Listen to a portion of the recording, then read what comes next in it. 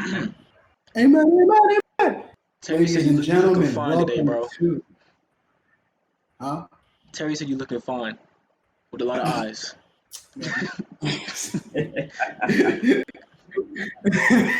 You got the tank top. I would say, yeah. Swole. It's hot in this room. I just told you. Whatever.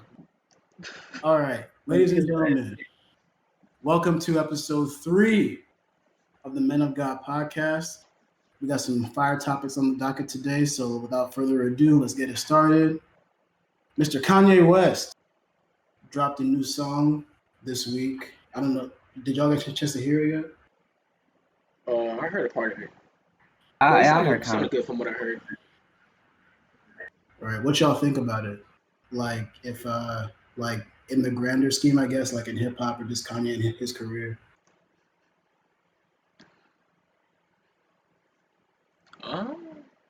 Well, one, I felt like that's what Jesus is King was supposed to sound like. Because Real talk, I thought so too. I saw that it hit a lot more than the album, in my opinion. But like I said, I didn't hear the entire song, so I can't really give a full outlook on it. I think the video threw me off. How so? I wasn't expecting like that, so I was like, I stumbled upon it on YouTube, and then I like click on it, and I'm like, wait, wait, what? What? I thought I had to watch it like 3 times. I'm like, dang.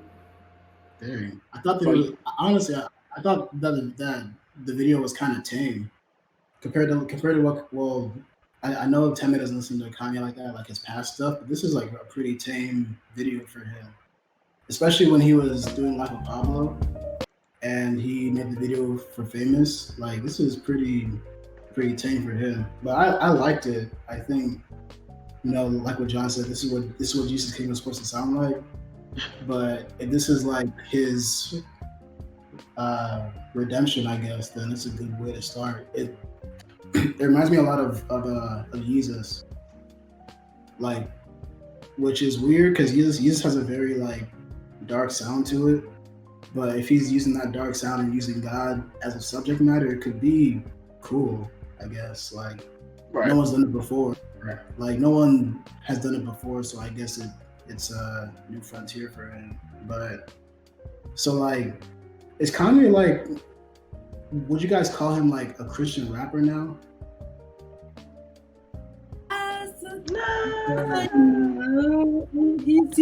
He's making. I can't say he's a Christian rapper. I'm saying he's starting to really find and develop his new craft, because it's like obviously he's moved from old Kanye, and old Kanye is becoming new Kanye. So he's on the way to, but I'm not gonna say he's there, like that's his brand. But he's certainly making the right steps, distancing himself from the type of music that he used to create in the past. Yo, Josh, your camera's messed up again, bro. My camera's messed up? Yeah, I see the loading screen for me. Give me a second. Oh yeah, Adi, you're making people sweat, bro. Say what? Juanito said you're making them sweat. See me now? No, actually, let me start something on my side. One quick second. Alright, here we go. Yeah, that's fine. We good. All right. But yeah, it's like, because when I see Kanye, I don't really see like KB is a Christian rapper, but I don't see Kanye taking that route of creativity, or do I see him really taking on like that term?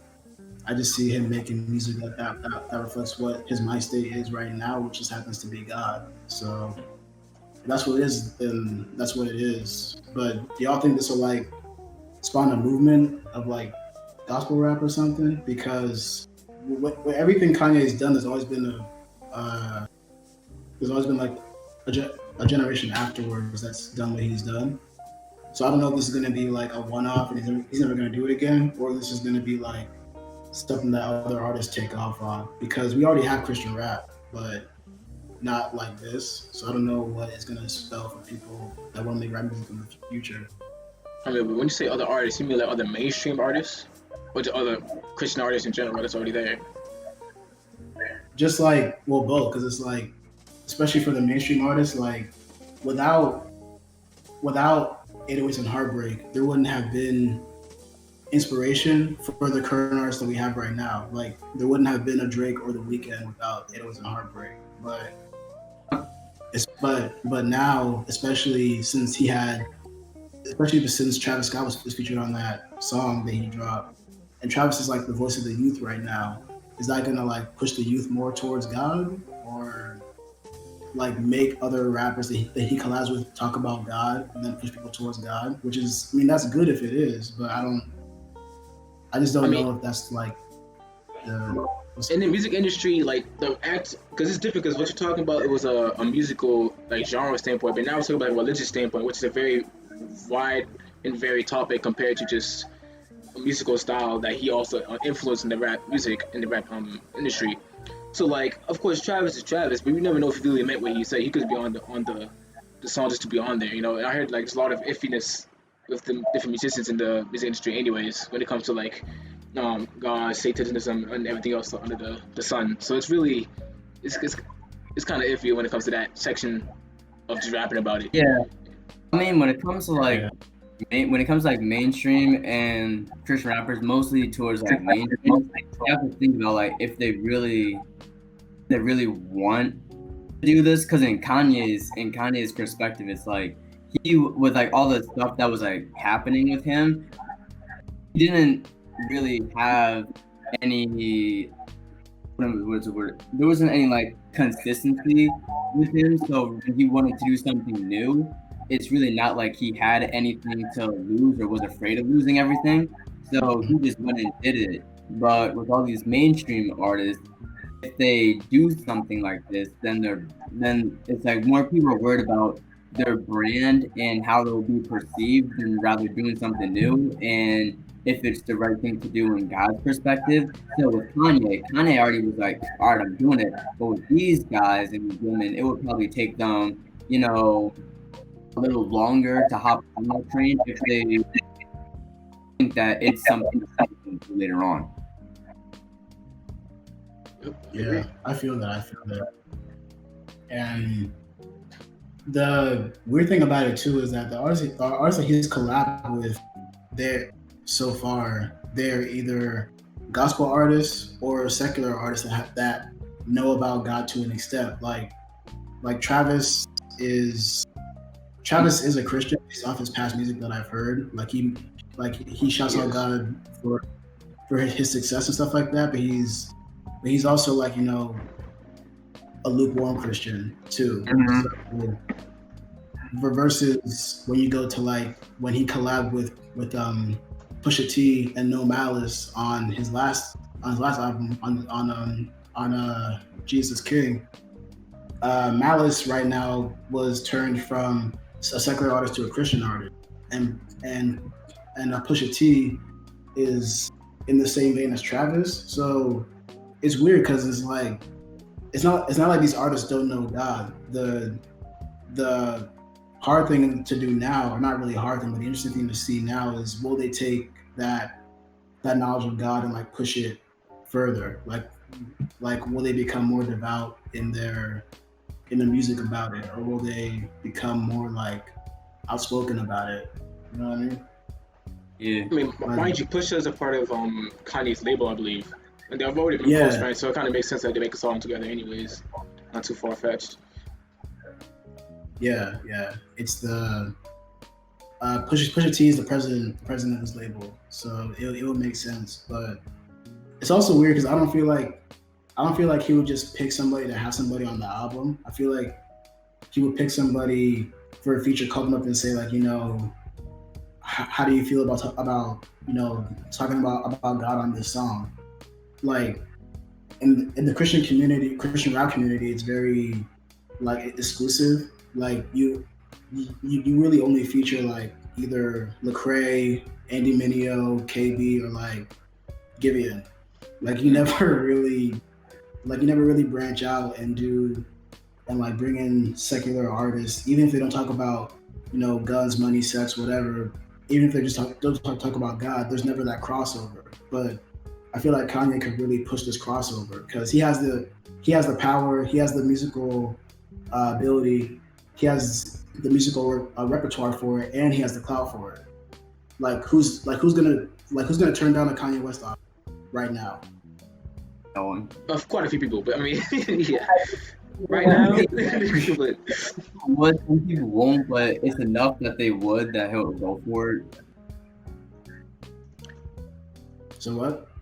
I said some people won't, some people will, but it's enough of the will that will sort of make him a success. Because people see Kanye and they'll automatically just click it. Yeah. Did I see Terry's question? Or no? I don't have that. I don't have to chat up to you. Okay. His first question was: is Christian art something you are, or is it something you do? Can you repeat it? Is Christian art something you are, or is it something you do? It's something that you do because it's not like I myself will consider myself a Christian artist because I am a Christian who also just happens to make art, but it's not really something that people become. Like, you don't just become like a Christian artist and start talking about God like just randomly. Like, even if you were to look at Kanye's older projects, like in College Dropout, he has songs like Jesus Walks, which will be considered Christian art because it's a song about a Christian experience. So I feel like it's more so something that you do because But something Juan said in the chat is that like all art is a fruit of who you are. So basically, yeah, exactly. I mean, see, you could argue both ways because I see a Day's point with it's like you can't just people can have Christian aspects of art in there but not be that label. Right. But at the same time, it's like in order to really do what you love and to communicate that, I feel like it's something that you also need to be too. Because if you don't have those like ideals going into your work, then you're just gonna be it's not gonna be like real. And at the same time, when you think about it, like, would you say a Christian artist is an artist that is Christian, artist that makes songs about being Christian? Because like it could apply in both kind of ways when you think about it. I mean, because a Christian artist in the name itself could just mean an artist that is simply a Christian person, or if you want to be specific, it could be an artist that makes Christian music, which is what I think Terry's also trying to bring up. It's like if an artist doesn't make Christian music again, is he really still a Christian artist? Then it would be something you do instead of being what you are, which is a Christian artist. You feel me? It's kind of. Okay. I got you. Well, if that's the case with playing by, then it's something that you are because, like you said, if like Trippie Redd dropped a gospel song tomorrow and then went right back to talking about what he talks about, he wouldn't be considered a Christian artist because that's not him at the essence. Yeah, and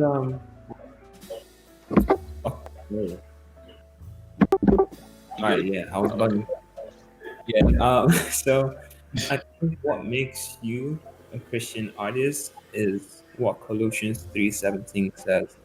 It says, "Whatever you do, whether in word or deed, do it all for the name of the Lord Jesus, giving thanks to God the Father through Him."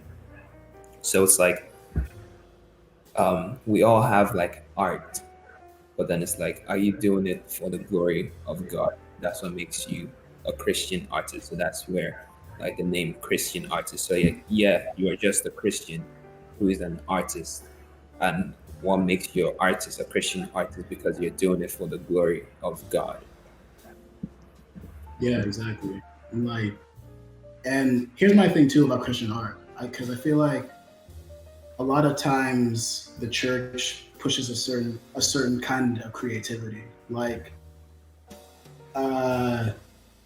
from what I've seen, and this is changing, but from what I've seen, if your art isn't like Hillsong, Elevation, or Bethel, they don't want it. You know what I mean? Like, unless it's not overtly like crosses everywhere. Jesus, Jesus, Jesus, Jesus, Jesus. You know, speaking in tongues, whatever, whatever. If it's not overtly that, then people say, "Oh, it's not Christian art because it's not to the glory of God." But God made everything, so in that essence, He made art too. So you can, so you can find the God in all art because God made art. Like even when you look at as secular artists, like just because they're not talking about Jesus explicitly doesn't mean that their art doesn't hold Christian values. Like think about what God stood for. He stood for peace, unity, love, friendship, kinship. Like there's secular artists like Common, like Mos Def, like there's rock bands, there's indie bands that talk about stuff like that. So is their art not so? Yes, I wouldn't call them a Christian artist because they're not doing what Teme said with Colossians. They're not doing the work unto God, but their art still contains Christian values. And I feel like for me especially, that's kind of how I judge what I listen to and judge what I watch is just because it's because I listen to secular music all the time, I but I judge what I based off of one, does this reflect who I am as a person, not just as a Christian but as a person, and then two, does what I'm listening to, you know, speak about things that are either extensions of Christ's message just or just like good messages overall. That's kind of how I look at it. Like Yeah, you know, you can make a movie. So Oh, I was reading the chat. Juan said something about like that is the non-Christian music overtly anti-Christian music. is what music overtly? Is Is the non-Christian music overtly anti-Christian music? I still can't hear what you guys said. You cut off in like the beginning. What? read it again, Josh? Is the only non-Christian music overtly anti-Christian music? Hmm. No, not really. No, I don't think so. I think it's like, I think going back to what Ade said, it's like, what are the values that are being pushed? Because I think I heard someone say something about this, or I had this conversation with someone that was speaking about if a music tells you to love yourself, is that good? And then it was like helping us understand that like if the music tells you to love yourself and then the Bible tells you that you cannot love anything more than God, like that's like the first commandment. So it's like, does that music place you in a position of God where it's like I love myself more than God, I value myself more than God? So it's like it's not music, it's like we listen to some things and we overlook them, but then it's like, what does it really say? Like, is it doing something that is not edifying to myself? Like, is it giving me a false value, or something that's like facade, something that's not the real value, or it has like an image of the value, but then it has like the missing link, like the key ingredients in the mixture. It's like it's missing it. So it's like that's where even messages that might sound good, some are not necessarily good for us, because like when you begin to reflect on those things, it's like, oh wow, this thing is actually missing a key ingredient. Yeah, exactly. That's why I'm listening to I stopped listening to trap music actually. Like I used to love like Future, Young Thug, whatever, but and like you know I'm not gonna lie, like if it comes on like in the mall, I'm gonna like bob my head. But but just like personally, was a moment where I had to think to myself, and I was like, if I was walking or driving to church with that in my headphones and I took them out when I entered into church, how does that reflect on like my spirit? If I'm putting messages that don't reflect who I am or the people I want to be around or the society that I want to be a part of, then how can I let that into my spirit? Because Proverbs says it best. It says to protect your heart above all things, because what you put into it manifests what your personality and who you are. So like so I asked myself that question. I was like, is what I'm listening to, would it turn heads in church, or would it pass in church, secular or not? Yeah, and I think this is something that I struggled with in freshman year. I think John can attest to this. When it was like, man, I was cursing all the time. I was What? F this, F. I was Oh cursing yeah, he the could not time. control it. Terrible. I Kevin remember was cussing. Bro, we that's had a how I bet knew. about him cussing, and we were like, "Yo, I bet you $20 you don't cuss for the rest of the night." He cussed right after that, bro, and he just kept doing it over and over again. I gave him second chance, double or nothing. Cussed again. I said, "Yo, this man, he really cannot control himself." And in that moment was like the time when I used to listen to a lot of trap music, like Tricky Red, Topanga. I used to vibe to them because it was like vibes, ZZ. It was vibes, and then it was like, I didn't actually realize, I wasn't really conscious of what I was putting into myself and all the, like, even like when I used to listen to like J. Cole like repeatedly, like for example, I think Wet Dreams was one of the songs that I used to listen to all the times, and I didn't really take into like what the message of the song was, and I was listening to it, and then I'm like, wait a minute, this song is talking about wet dreams. I'm like, what? It's in the name of the song. I started to reflect, and I'm like, dang, so it's because of all these things that I keep listening to. That's why I keep doing this thing. Like when you're listening to like a rap song where someone is cussing someone out, you're like, yeah, man, I don't really care about like, and then it's like you start expressing those things in yourself, and I'm like, wait, I'm not naturally like, why is this? And it's like, oh, I unconsciously fed these things into myself, and when I begin to exhibit those characters, I realize that it comes from those places. It's also, I feel like it's also coming from like the main thing where most thing when people compose a song, it's the beats and melody first and then the lyrics after that, because people really know that literally the thing that will catch people in is a good hook, a good beat, and a good melody.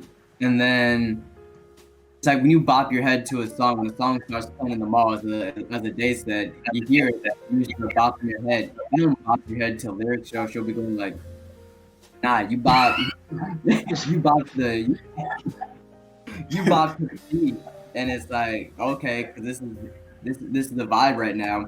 And when you're so lost in the vibe, you don't hear the words that you just start listening to, you start repeating, you start saying, and then it's like later on, like probably like I don't want to say like a week or two later, you start to realize it's like, what is this that I'm actually listening to? And the truth is, you don't know what you're listening to. I feel like what's a good song? You know that song Mercy? You know the Lamborghini Mercy?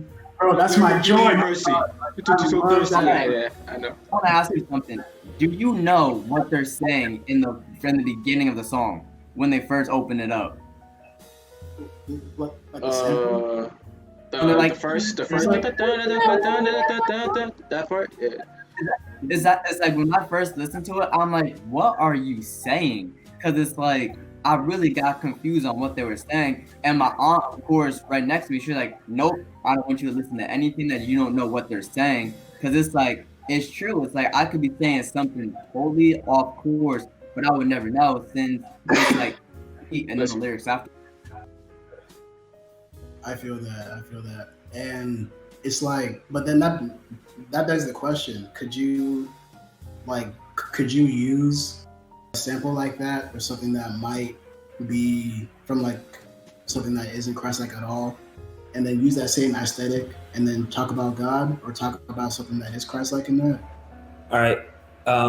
Do any of you listen to Monster Fish? Yeah. What? Yeah, so he's an artist that like Fish. The He's duality of two men. Yeah. When I found him, he had no idea that there were people who sang Christian music like this, and I'm like, wow, my whole perspective shit. Because like, he has said this a couple of times, how like he's been compared to like Frank Ocean because of like the way he sounds with his stuff. And it's like, yeah, he had said that, yeah, he had been inspired by their sound, by Frank Ocean's sound. I think he said Frank Ocean was Tyler the Creator, like was inspired by their sound, and then he had used that to create music for God. So it's like, and then I know a lot of like Christian artists that say like they were inspired by Tupac, and it was like, man, this Tupac, he had this flow or this rhythm. I was like, man, that was really good. All right, I'm going to use it to glorify God. So it's showing that like, and the Bible says like how every good thing comes from God. So like the ability of someone to deliver a bar that comes from God, that's a God-given gift.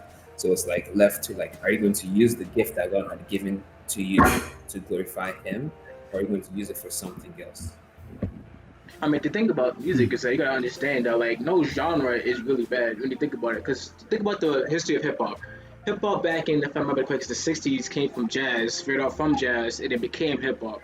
Like hip hop never really, like hip hop in general itself isn't the problem. It's what you speak in the songs of hip hop. Cause hip hop has many different genres. That's why you say Christian hip hop and regular hip hop. So having this inspiration from different artists in that genre does not make it like a bad song. So like, if what you're talking about in that song that you maybe take the style from can make it either good or bad. So if you have like a Frank Ocean type style and you're still talking about like the right message, it can still get the same effect. It's still fine. It's just a style of the music. It's not the exact music itself.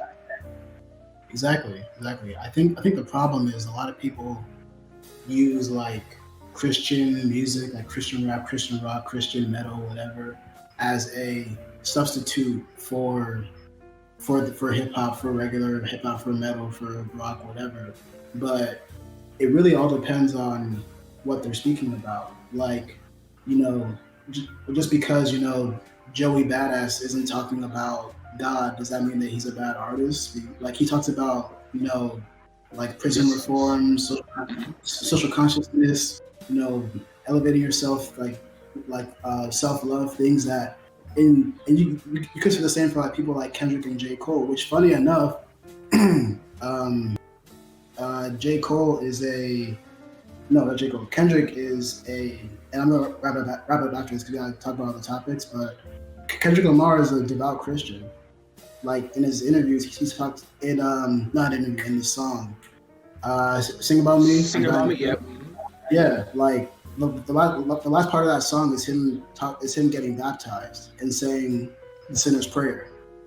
But because he like cusses and whatever in his music, people are like, that's the devil music term, that's trash or whatever, but they don't even know the artist behind it. So, just be careful about what you're listening to and make sure that just because it's secular, like make sure that it's like speaking good things into you, speaking good life into you and stuff like that. So we can leave on that. What's up? Oh, yeah, and Terry, make I sure. think. Oh, go ahead. Go ahead. Terry. I think.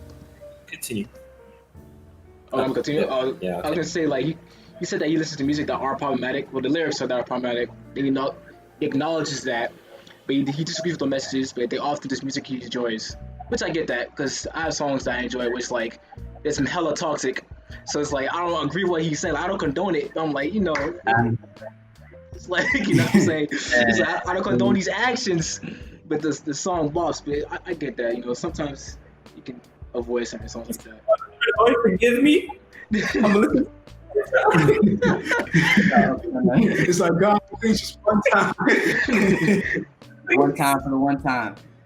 I think when I started making beats, I started understanding how like we could glorify God through everything.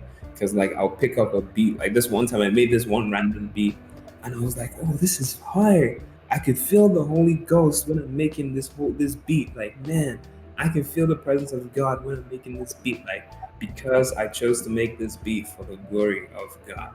So it's like, wow, if everything could just be turned and be used for the glory of God, like it is blessed.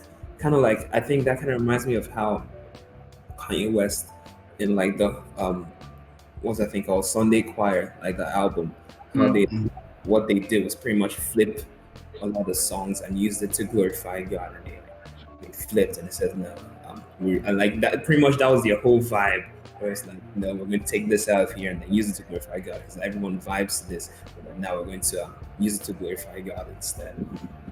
Yeah, for sure. Just like, yeah, I mean, that's really it. Just using the talents that you have, using the music that you have, whatever it is to glorify God at the end of the day. That's really all it's about. But let's move on to the next topic. John was talking about how this week has just been crazy because people don't want to wear masks, people don't want to listen and stuff like that. And like, yeah, man, go ahead, talk your piece.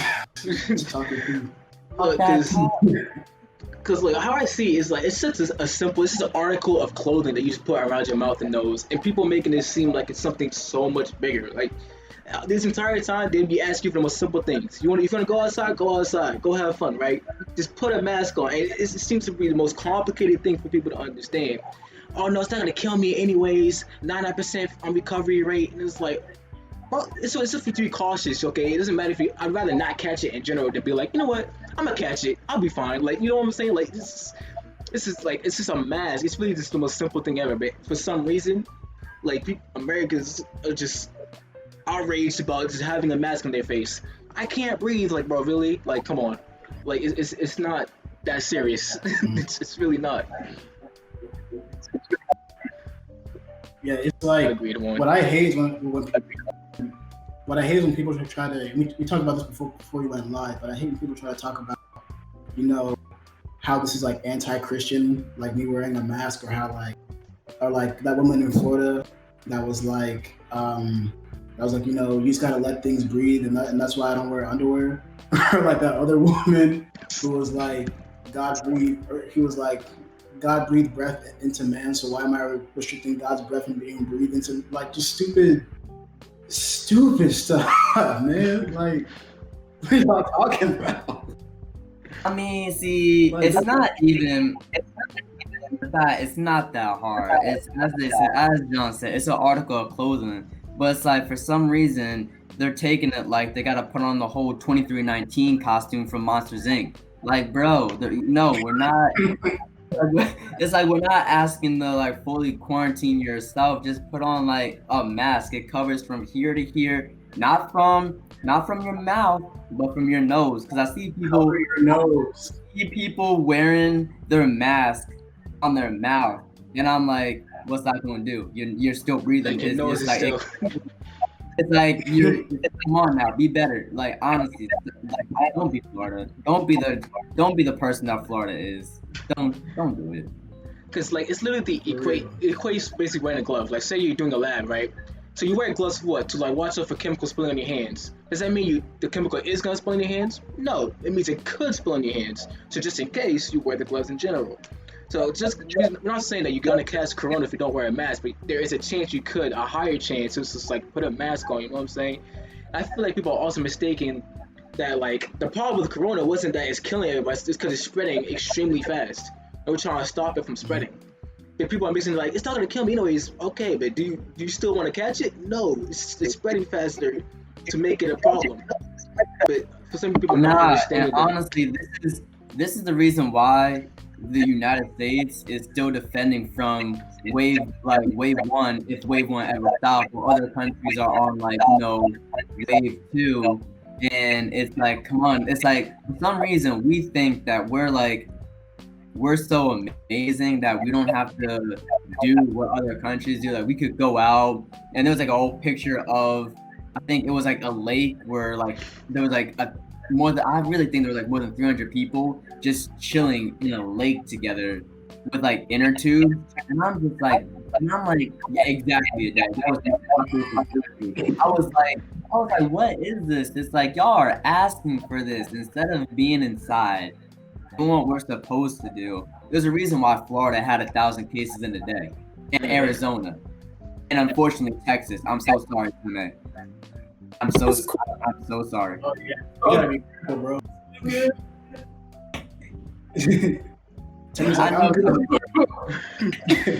I know. Bro, I've been thinking about running up on people that see without masks. Put on your mask, dang. It's really not that complicated. It's not, but for some reason, America thinks that we're like above everything. It's like the myth of like American exceptionalism, where it's like we're the only free people, we're the best people, we like are the richest country, superpower, whatever. But then it's like, wait, John, what? I was reading the chat that Juan said, because like people are saying that like if the mask works, why are we social distancing? If social distancing works, why the mask? If they both work, why are we in quarantine? But it's kind of like saying, like if the airbags work, why are we wearing seatbelts? The seatbelt works, why are we wearing why you have airbags? It's like, bro, like what do you mean? It's like they all are needed together for a reason, for different types of problems. It's like, Thank you. it's like, look, you are not a doctor, so don't try to dispute with a doctor who studied the virus and knows what it does. If they're telling you to stay away from people and wear a mask, then who are you to argue? You're not a doctor and you're not Jesus. You know what? So you can't. So you don't know how to work. You know what? My dad always told me it best. My dad always said, you know, it's better to have it and not need it than to need it and not have it. And that's the main thing that people gotta learn when leaving the house. It's like if you leave the house, you know, sure it's a minor inconvenience, but would you risk going out like somehow unfortunately contracting the disease and then coming home to your family and then like risk your mom, dad, or your grandparents if you live with them with the disease? No, then wear your mask. It's really not bad. And the fact that people are making a whole brouhaha out of wearing your mask. Oh, you know, mask breath is a thing. All right, well, pop Listerine, like. It's like wash your mouth before you go. Like keep some Altoids in. Like have some Mentos gum. Spearmint. Like whatever you gotta do it. And stop making excuses for why you can't do it. What you're doing is you're making it worse for everyone else. The reason why we're not all out on the beach celebrating the 4th of July right now. Mm-hmm. And another thing is that people try to blame it on the protests at the same time.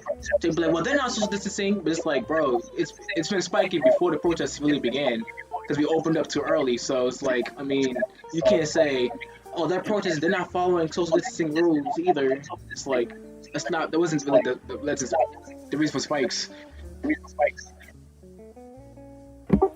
think like this just reminded me of I think it's Mike. Yeah, I think it is hard as Mike. It's someone's Mike that's doing the echoing. What? Mike.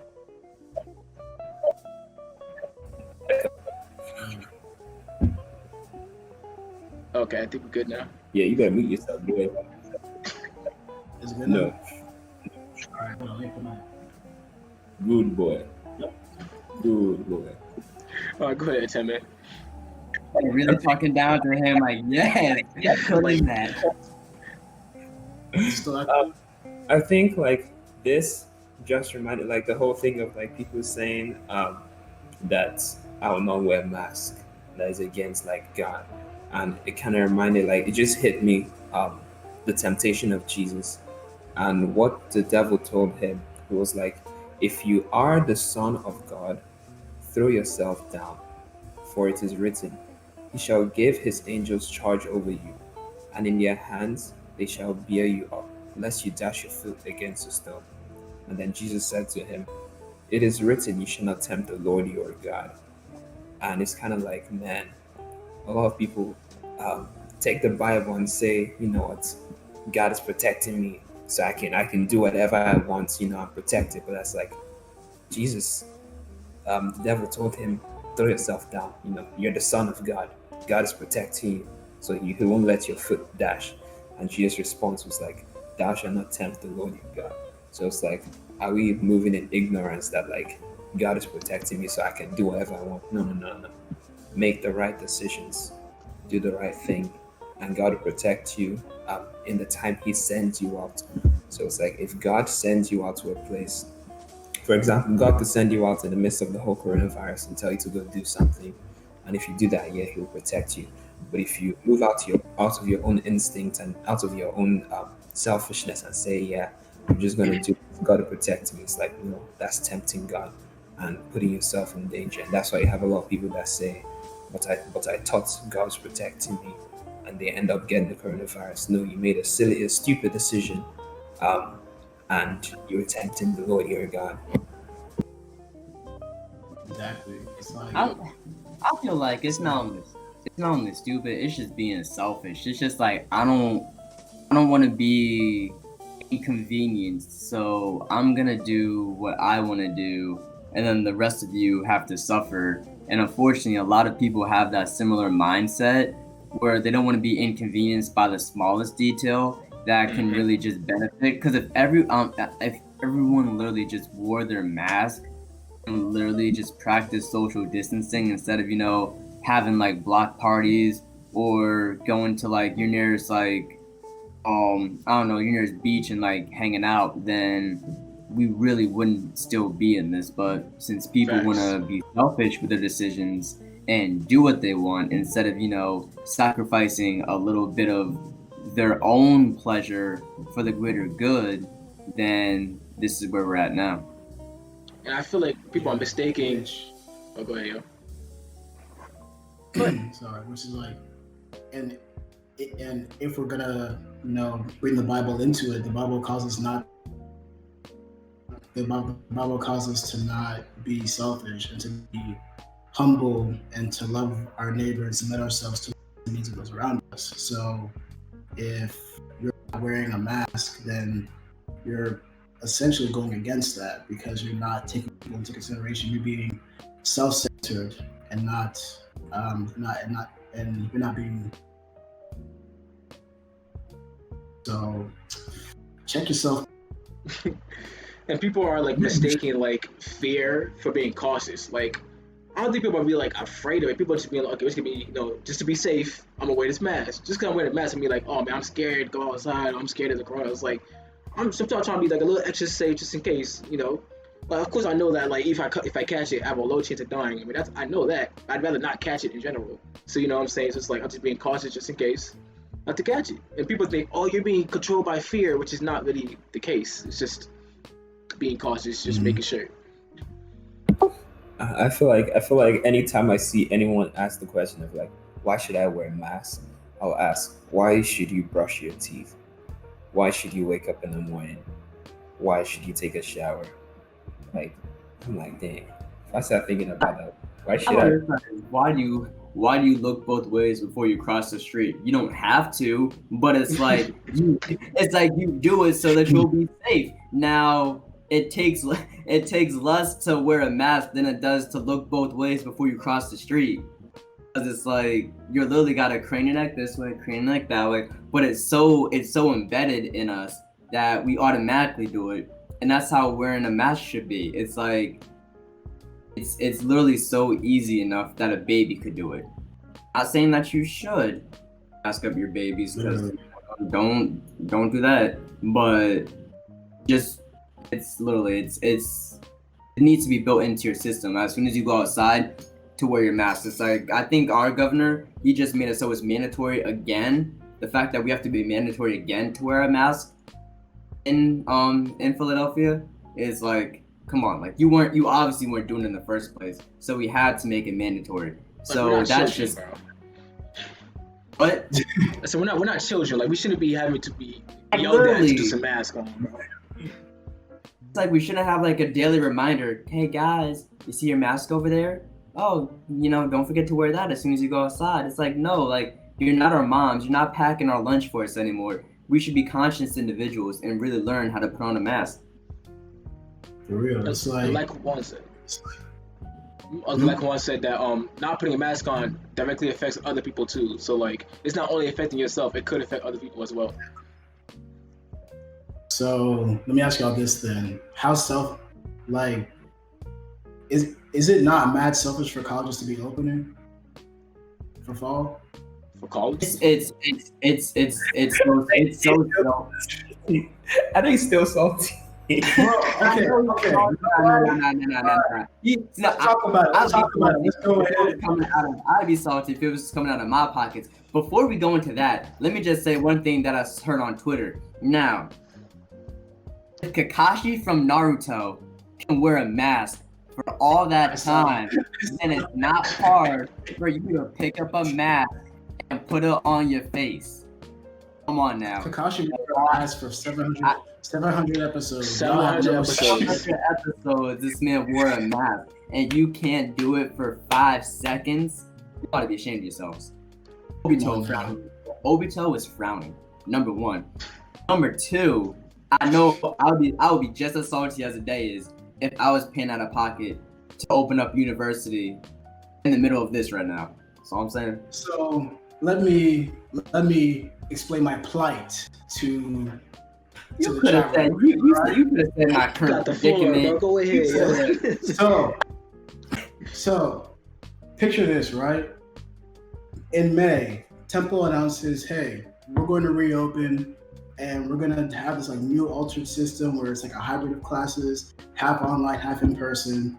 We're going to, allow students to request more single dorms than usual. We're going to, end early first semester to see if we can reopen for second semester." All that stuff. I'm like, I see it. I'm telling my mom and my dad, I'm like, all right, cool. Let's go ahead and lease up an apartment.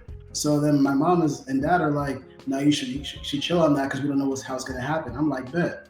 So I go ahead and then I register for like a regular housing option with a roommate. So all is well, I think. And then tell me why last week my mom was like, hey, did you check your classes? I'm like, no, I did not check my classes, dear mother. Let me go see what has happened and see if this is anything I need to take into consideration for the next upcoming semester, right? So me, being the good Christian man that I am, I wake up the next morning, I say my prayers, I read my Bible, you know what I mean? I read that verse of the day, I say my prayers, is lit. I open up my thing and it says intellectual heritage is online. I'm like, oh, that's different. Okay, cool. Graphic design, also online. All right, okay. That's 2 out of 5. Maybe I'll have the rest of these in person. Intro to infographics, online. Arts and design, online. And my last class, which was already online to begin with, is obviously online. So I'm thinking back and I'm like, So tell me how it makes sense for a 19-year-old to not only put himself at risk medically, but also to pay not just full tuition, but additional housing costs, which is not cheap. And if I choose not to do housing, to then lease an apartment for a year, which I'll be bound to for that whole year, to literally just not go anywhere. Because it isn't like I can just go and hang out after I'm done with my work. I can't, like, nowhere's open. We still can't congregate to go anywhere. So I'll literally just be renting an apartment or staying in my dorm room, just doing work all day, paying full price and not even getting the full experience. Like, what? Where's the sense? Y'all got played like a pawn on a chessboard. Hold up, look. Is there a sense right there? I can't find it. I can't find where the sense is. I can't find that. Like, you are so corny for that. Cornball. You are so corny. I can't find it. I can't find it. It's look, my pockets ain't no sense in there. Like, what? Oh, you just broke. Say it broke. Just say you're broken, go. Nah, see, I'm lucky that I'm not going to classes this fall because I got work. I know Tim gotta go back to class. I don't know what they're doing. I didn't read the email that they got to also do like what you said, like single dorms. I think some part hybrid classes probably. But I'm like, yeah, what's the point of making us pay like full tuition to do like basically half online, maybe all online classes? That's out of pocket. Hey, I'm telling you, it's literally corporations, and corporations. College is no different than a corporation, and unfortunately, college cares more about its money than it does morals and protecting their students that are giving them their money. So if they gotta open and have these dorms for these new freshmen to come in and live, to make money off that housing and to make money off their online schooling, no matter if it's in online or offline, then they're gonna open, because at the end of the day, that's what people see it as. College is technically a scam, and you're paying big bucks to go there. So why would they just Like, nah, you can't. We're not gonna open because it'll be costing them money to not open. So, But like that hurts you in the long run because now no one's gonna trust you when you reopen. And plus, there's mad kids are dropping out right now. I have mad friends that are taking gap years and they dropped out of college like last year. When it comes to money, as you said, like, oh, where's that sense? Trying to be corny.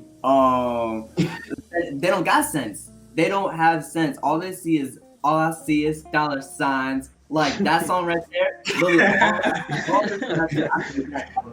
All we see is dollar signs. So it's like their sense doesn't matter because if they see money and morals, unfortunately in this world, they don't go hand in hand. So it's either you got morals or you got money. And for colleges, it's about money, then morals. Although colleges want to give that PR statement that says, guys, in times like this, we all need to come together as one and really figure out how we're gonna really beat this virus together. And then go ahead. Wait a minute. What? Ade, do you have a hydro flask? What? You interrupt me. Bro, stay on topic, bro. What are you? Come on. I don't care what the man is thinking. Yes, I have I'm mad at you. Oh, you live in Texas, bro. You can't say nothing right now. Yo, I'm crying. Listen, Cole.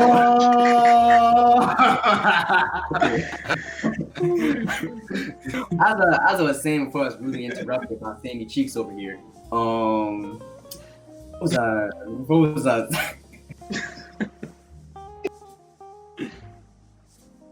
What was I saying about? You can have. I can't hear you. You gotta speak up louder, brother. About coming together and trying. Yeah. Thank you. Those corny statements. It's like you can either, and at the end of the day, it's like, no, obviously you don't believe all that, because in order to beat the virus, you gotta kind of social distance. And technically, how would you social distance if you were in a classroom? Yeah, lecture hall. Desk, it's like you can't say we're gonna social distance, and then because if you cut lecture halls in half, that would mean that you would have to have multiple classes, which you probably couldn't have because there aren't enough classes that professors teach anyway. So you would have to make multiple ones of those, or you would have to have like everyone in every other seat or every 3 seats, which would take away probably more than half the class. So, and like I could see like the normal classrooms where it's like actually like a classroom setting, maybe. But for lecture halls where we actually got to study and it's like 200 plus kids, no, it's impossible. So they're literally getting bit by their own words when they're saying, "Let's beat the virus." You can't beat the virus if everyone's here, and that's why they made the classes online. And since the classes are online, people aren't going to be coming into school or coming onto the university, which you're going to have to eat that housing fee if you cancel. So it's like Tim, like imagine doing CS with 64 but trying social distance. Cause you remember that class freshman year? It was a full auditorium, hot as heck, bodies everywhere. It's like, bro, imagine trying to separate all these people. It's like at least 150 people in that classroom in that auditorium. It's like you got to make at least 3 classes, maybe 4, to make up for that one class we're taking. So it's like I don't know what they're gonna do with all that. Exactly, because at the most time when there are lecture halls like that, professors only teach. Probably there's like one professor per like every like I want to say like 2 classes that are in like a lecture hall underneath the same class that they teach, and sometimes it's hard enough to get that. So especially since like seniors and juniors will have priority on that, then that means it's like it's gonna be a mess. I don't know what they were thinking. I honestly don't.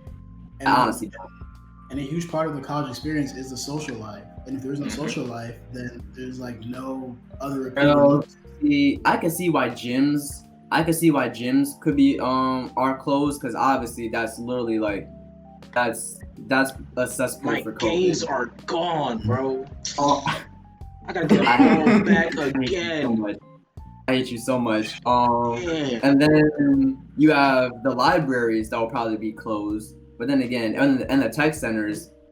And then you have the dining halls that will literally have to go a massive underchange to be able to have those, because it's like you can only have so many people. But aren't those doing takeout meals? Takeout meals?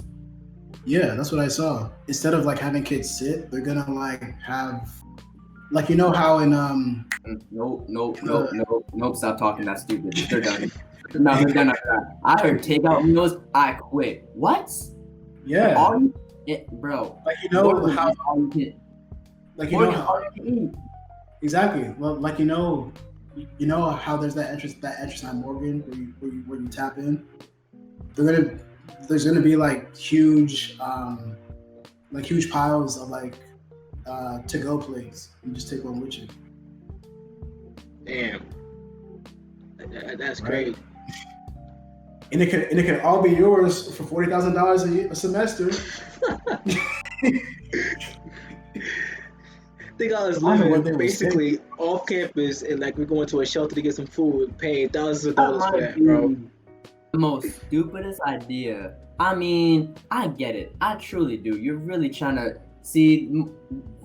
Campuses are taking 2 steps forward and like 3 steps back. They're literally eating their own words. You're trying to be safe, but you're giving me more reason not to come to campus. Does it look like this is DoorDash, like, or curbside pickup?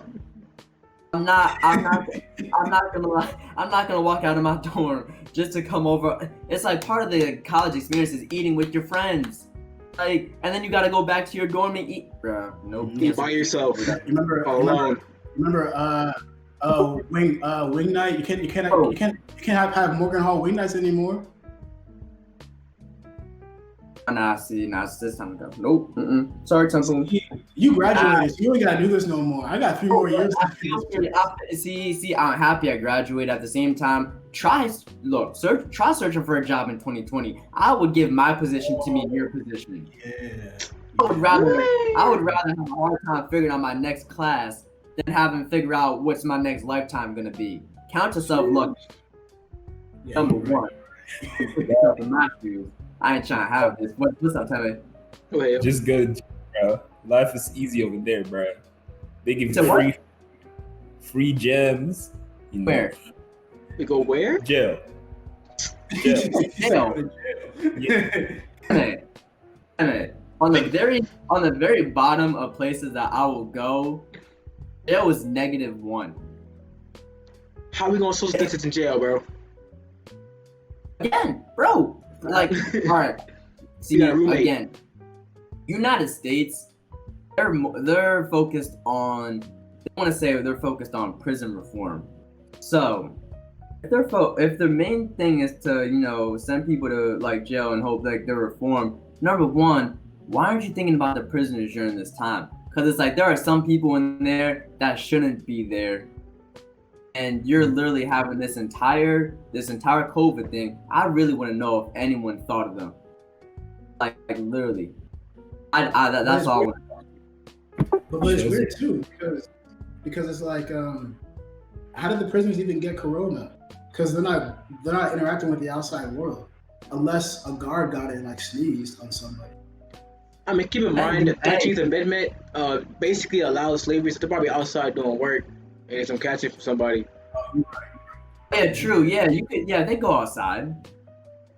Yeah, but when corona hit, it was mainly in the metropolitan areas, and then it came to like the more rural outside area. So if you're in jail, you're likely on some island or something like that.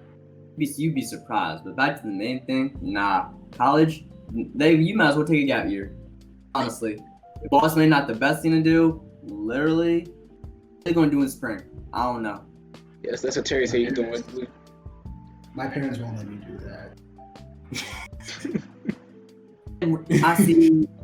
I was about to say, and rightfully so, but it's like you still want to get your education regardless of what's happening. So it's like you can graduate when you're supposed to be graduating, but it's at the same time, it's a pretty stupid situation. It's like at this point, just cut tuition in half and make everything just let us stay home. Like, don't even make us come. like here's the thing. If you would have said, "Hey, never mind, I'm gonna move online. Here's a tuition discount." Fine, totally fine, because that's what needs to happen. But you're acting like everything is cool when everywhere is spiking right now. Oh, Pittsburgh That just just went. don't make sense. Apparently, one of my friends told me Pittsburgh just went back into the red zone. Yikes. Like, bro, places are going back. People, Temple students who live in Florida probably couldn't even come back to Temple because they have to self-quarantine. So it's like, Exactly. what's happening over here living in Texas? As soon as he comes back to Philly, he'll probably have to self-quarantine. Honestly. Oh, based on this I don't article know. that oh, my fault. What What's happened? up? I was gonna say, based on an article that someone in the chat sent, they're giving like different examples of what country states are doing for the jails. Like some of them are reducing like bail to 0 to get more people out of jail to social distance. Some people are like arresting less people. Like it's a lot of different stuff happening in different states. Dang, they're dropping their bail down to 0. For like non-felony charges, like smaller ones, not the big charges. Okay. Yeah, like weed charges and stuff. Yeah. Speaking of, I mean that's dope. That's dope. See, people that don't want to wear masks, that's what being considerate is called. And for all y'all people in Florida that claim that y'all Christians, that's what being considerate is. That's what being considerate is. bro. Anyway, I just banished Florida. anyway, Banished Florida. honestly, let's like. Have you seen that GIF of Bugs Bunny that like cutting Texas off from the United States? I I haven't mean, seen that cutting yet. Florida, you mean? What did Texas do, yo? What did Texas do? Look, y'all are the first state to get that mandate mask, so clearly y'all do something wrong over there, bro. I don't know what's wrong with y'all. Clearly, y'all what don't follow happened? directions. They were having barbecues, talking about "Wish I was back in Texas." I want to go home. That's what it should have been. Y'all I should didn't even have been see what you home. said, Sammy. What you say? I said we were good for some time. I was enjoying myself. Basketball. We were hooping, but who with a mask Yeah. on? I know you can't breathe, but so you know the mask on your face, yo. Oh man, lucky didn't have a Lance Stevenson go like. Oh, you catching it right there. They do that. Blowing his air. Yikes. Hey, yo, that's all. If you guys got corona, now you got it. Now you can't hoop for 2 weeks. Really? Hey, John, I remember when we were talking about how in Drexel you don't see black people except you hear a ball, and then it's like virus. Someone gets spit on in the court and it's like, man, at least I still get a ball, bro. I still got a shot open. I got a shot off before I caught it. It's like, all right, bro. The ball makes you get corona. Ball don't lie. Hey, look, man. Ball is life, but it can't be life if you're dead. So. You can't even play defense correctly, bro. You got to at least stay 6 feet from the person to play defense, yo. You got to go all the way back here. It's gonna be funny. It's gonna be funny seeing the NBA back in action in Florida. What are they thinking? They can't do it. They have a bubble, basically. They took in Disney Land, or I don't know what Disney it is. It is making like a. They took over something. It's some Disney place. But like a huge part of basketball are the fans. So you can't there's no fans. just be playing. Oh no, Yeah, there's no fans at all. There's no fans. It's an empty court. It's pickup That's what I'm basketball, saying. basically. So it's a street ball. So what's the point then? Literally, just for a trophy. At least one team don't got advantage over another with the home court. True. True facts, man. True facts. Anyway, let's move on to this. This was crazy. I didn't know this was happening, but Josh, you were talking about what's happening in the Smash community right now. Wild. With Wild. all that stuff. Like, dog, I saw like my timeline was on fire like the past 4 days. Bro, all right. Go ahead, so bro. Talk your shit. When did it start? It's been going on for at least I want to say probably I want to say a week and a half. Like this was a half week, but it was going on like the past week. But then this week, is where like stuff really hit the fan. People were getting exposed, left and right. Victims were coming out left and right.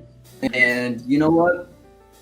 I was talking to a day because they reacted to my Instagram story about it, and I was like, that actually hurt because I'm like heavily invested into like the Smash community. Smash is my game. So me and my friends watching this actually go down, like it was actually pretty bad, and it's all just about really victims, and really it's a Smash game with adults being in the same area as really children and really taking advantage of children in this like circumstances. Like you see people who are like above the age of like I want to say like above the legal age messing with like people who were like underage, and it's just like why?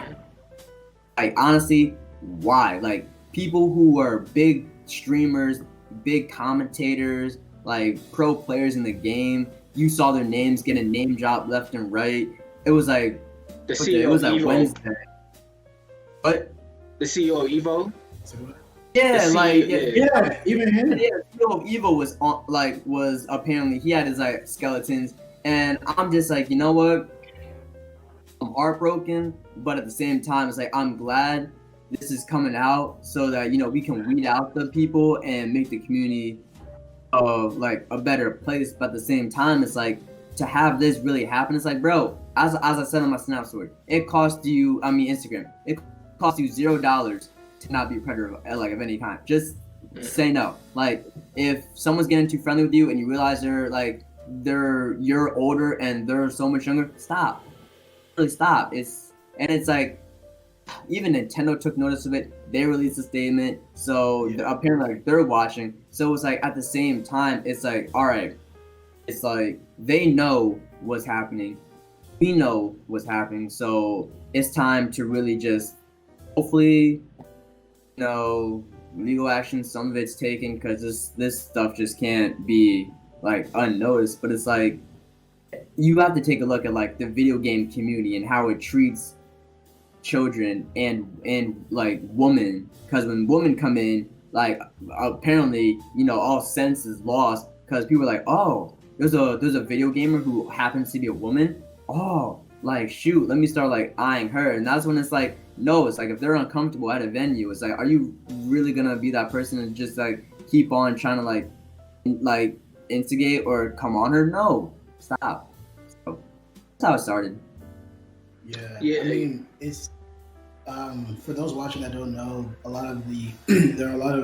so pro gaming is a huge thing, especially in the Smash community, and there were a lot of top gamers who over the week were found to be guilty or were alleged to have, or heavily accused to have had like relations with minors and like pedophilia, sex trafficking, sexual assault.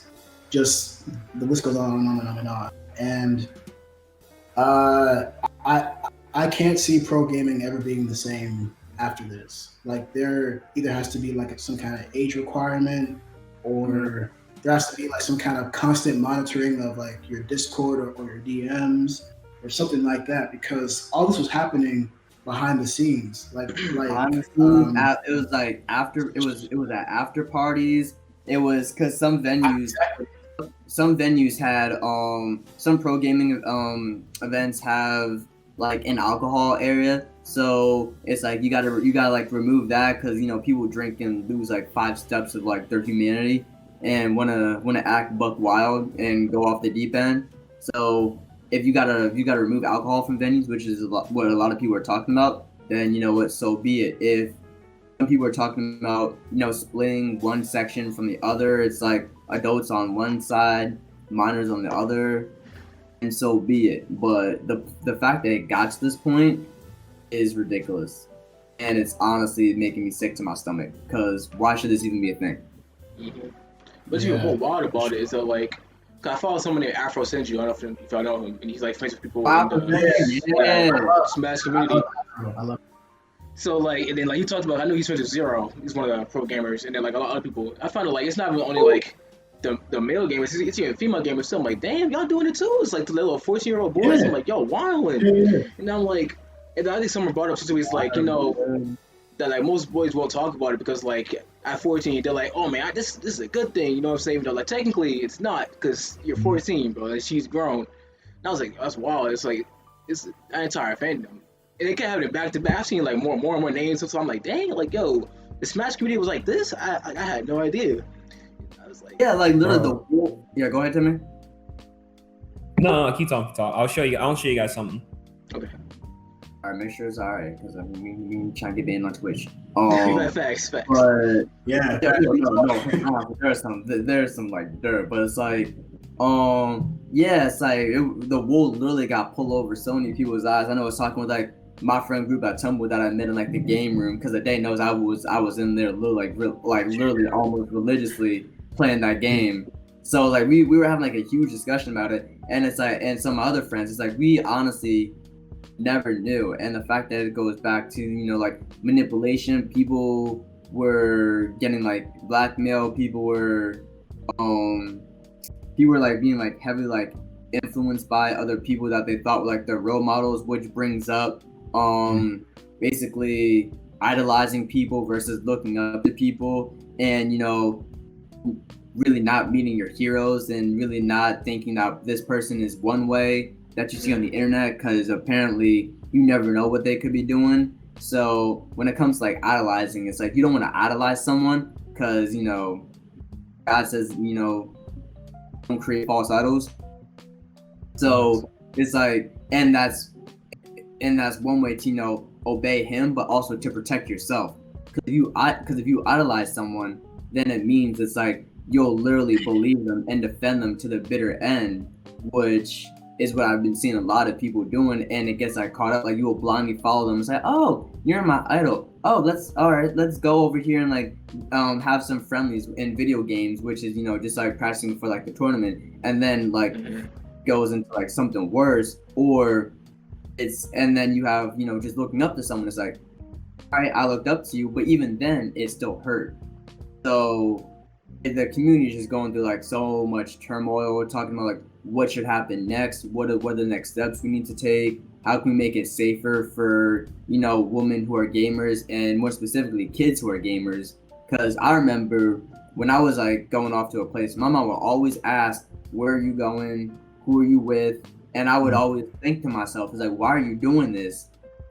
Like, don't you have like some trust in me? But it's like, now I know that although she might have trusted me, she didn't trust the people that I was with, because you never know. And unfortunately, all this being brought to light, especially in a videos game, it's having a lot more I've seen so many people in the Smash community who are kids question, okay, well, how can I explain to my parents what's happening, because I still want to be able to participate in this? Well, it's literally like I'm sad for them, because this is something that they love, which is being something that's so tainted now due to the actions of someone. Like, although it may seem like a few, it's the impact will last for at least like 4 to 5 years tops. Yeah, like that's what breaks my heart about this whole thing, is like, because I'm not like a pro gamer, but I love Smash to death. Like I remember when I first saw Brawl. Yo, Josh, you're frozen on my screen, by the way. Sorry. Frozen? Yeah, your camera's frozen for me. But Me too. Is it for the stream? no, it's literally his face was just frozen on one part. Like, you can hear him perfectly fine. It's just his face was frozen. All right, how about now? You look like this. Also frozen? Well, now I can't see you. But, I'll fix that myself. I got you. Hold on. All right, Timmy. I mean, go ahead there. But that's, I picture it as myself. I wasn't I'm not a pro gamer, but I remember like literally like playing Brawl for the first time at my friend's house when I was like 10, and like such a pivotal moment in my life, because that, like, Brawl holds a special place in my heart. Like Smash period holds a special place in my heart. Because that was like what brought us, you know, that brought us like together. And especially since me and that friend aren't necessarily close anymore, it like helps to remember that at least we have this one thing in common. So imagine all those kids, especially all the girl gamers who are, you know, looking up to people like Nairo or anybody else who might have gotten accused, and now they're like, you know, how do like not only how do I explain this to my parents, people who question what I do, but how can I enter this community and make sure that I'm not being preyed upon? Because that's what was weird about it too, is that the people who were praying never made it obvious. And again, these kids were like, you know, 10 and these kids are like 14 below, and they're impressionable. They don't know what's going on. All they see is, I want to play Smash. This guy is my idol. How can I do that? And that's what's like so like sick about it. It's like these guys are really taking advantage of these kids like innocent for their own. And also pleasure. Some of the victims were like, not all of them like below. Some of them were like above, like right up until they were like also like 17 to like. The victims were like range from like 14 to 17.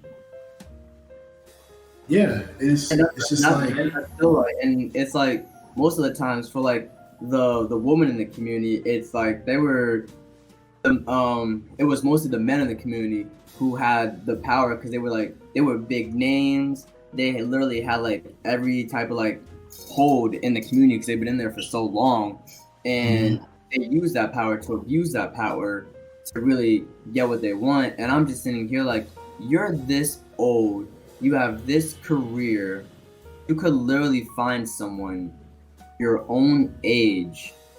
Exactly. Like, why would you put your career like at this point? I was more thinking about their career, but it's really not about like, why would you put your career at that risk? It's why would you put the victim at that risk? Why would you put the victim through this? Why would you put yourself through this? Like, one mistake that you made an impact on the community, your fans, the victim. Your career is like the last thing, because it's like being a good human comes before your career.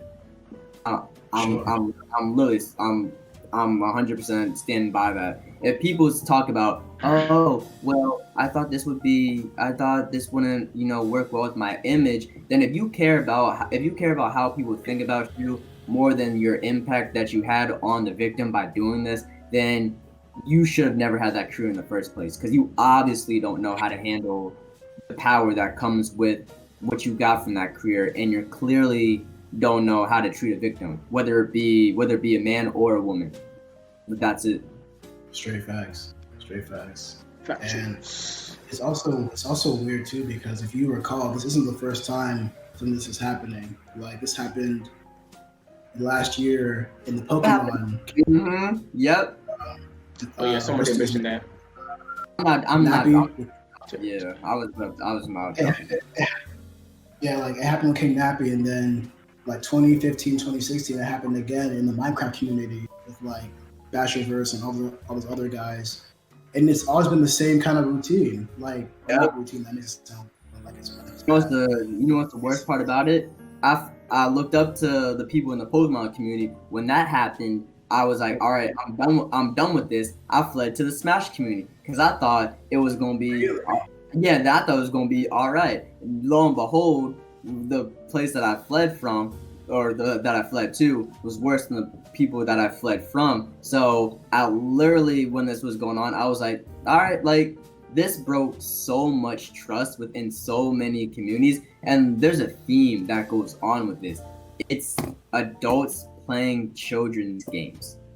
Exactly, I was say it's the games are targeting like all artists, especially of children, and like teenagers, like Smash, Pokemon, Minecraft, or like targeting young artists and audiences. Like, exactly, it's like you're playing a children's game, so there's bound to be children in that area, which is worse for the children, because it brings in adults who are like, oh, this is like a children's game. Okay, I'm like, I think I'm a predator, so maybe I'll like, and it's like, no, it's like, protect the children, but at the time you can't, because there's no lock on how old you are to play a kid's game. It's like me and my friends, we still play Mario Party. Mario Party is a great game. It's really fun to play. You can play with your friends, play with your family, but these Nintendo games are literally geared to children, and it draws in like Smash. Smash is a party game first, then it's a competitive game, which brings in so many people from all over the country to majors, to regionals, to really get their placings, meet new friends. But unfortunately, it has, as you're seeing now, there's a darker undertone, and the undertone is basically saying we can't trust adults to play a children's game. We can't, because adults don't know how to act. They don't. And then I saw this weird post on Twitter. It was like, this is what happens when you give nerds power. And not necessarily in like the face value kind of way, but when he explained it, he said, you have to imagine a lot of these people like Nairo, people like Basher, King Nappy, they were never like socialized. They were never people that were like outgoing or whatever, or had a lot of meaningful relationships in real life. So actually, no, they did. Like before the video game or after the video game? Before. Also, like, but like you can have that, but it's like the friends that you make during it is also like, it's also meaningful, but they still have them prior. It's like you can say that, but you can say that about like anything. Like before college or school, do you have any meaningful relationships? No, you built it through the experiences that you had. Yeah.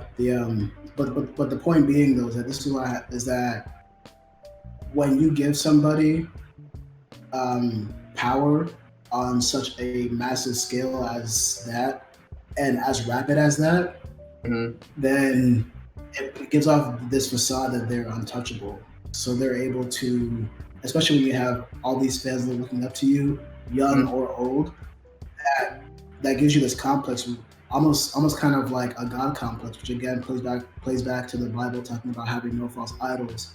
But it plays in this complex of like, I am this person who these people look up to, and then something in their mind switches from using that to better the community to using it for their own desires, which it just so happens that their desires that these people had were pedophilia, essentially. As the quote goes, absolute power corrupts absolutely. And unfortunately, when you have that much power, you literally think that you're the celebrity of that area or with the genre that you're in. And while that may be true to like an extent, it's like you still can't abuse the power that you're given, because so many people looked up to you, so many people believed in you, so many people supported you, that it's literally gotten to the point where it's like they're literally asking like, who can I trust in the community now? Because one of the person who was 14 at the time, like yesterday, he literally almost was talking about committing suicide. So it's like it was like a one-time thing that happened, but it left a lifelong impact on the victim that they could be carrying, that you literally got away with for all those years. And the fact that you didn't even think about it is ridiculous to me, because like literally, how could you do all these things and literally go to bed and wake up and get on your streaming platform and literally make money and get more fame when this person is suffering? I never could understand. I think one thing about it is kind of like the lack of, my fault, Timmy, but I mean the lack of representation of like women in the gaming community. Because like, I mean, of course there is a lot of gamer girls like y'all have seen, but like really when you look at it in a whole sense, like it's like a whole lot less than a percentage based than like the males. Like of course you hear it's mostly the men that's perpetrating on like young or younger women. Like Terry talked about, like there's a book about like women once get preyed on, which is a stupid quote, like on the where that came from the writer. And it's like I don't know. I feel like if there's like more representation in the gaming community for more different women, I guess it's like they'll find people their age who has their interest. I guess it's something along those lines, but who knows? I mean, go ahead, Tony. So What I want to show you guys something, so you can just keep talking. Okay. okay. All right, I was gonna say, see, the worst part about that is even if there are more women in the gaming community who share like the same interests, I wish it wouldn't happen, but like assault and sexual misconduct would still happen because they're like the power that they have in that area, and the fact that it's like the woman could probably be like new and not really know, because all it takes is for like someone to start bugging someone at like a setup, or like really come near them after the tournament and really start to like follow them or make unwanted advances on them. It'll happen no matter how, like regardless the age, because if there's men in power in that position, they will use it, whether it be tournament organizers or as TOs as we call them, whether it be commentators who have fans that happen to be women, or just pro players who also have fans that happen to be women. Regardless of the age, there is a power gap and a power dynamic in there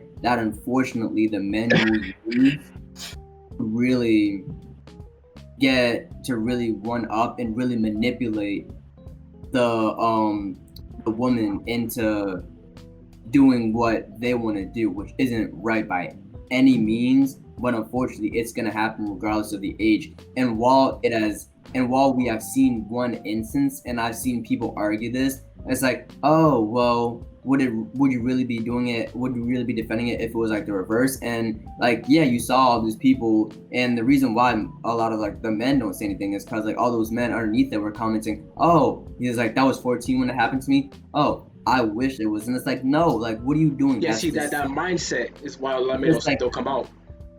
Exactly. It's like that's disgusting, and that's why a lot of people don't talk about it.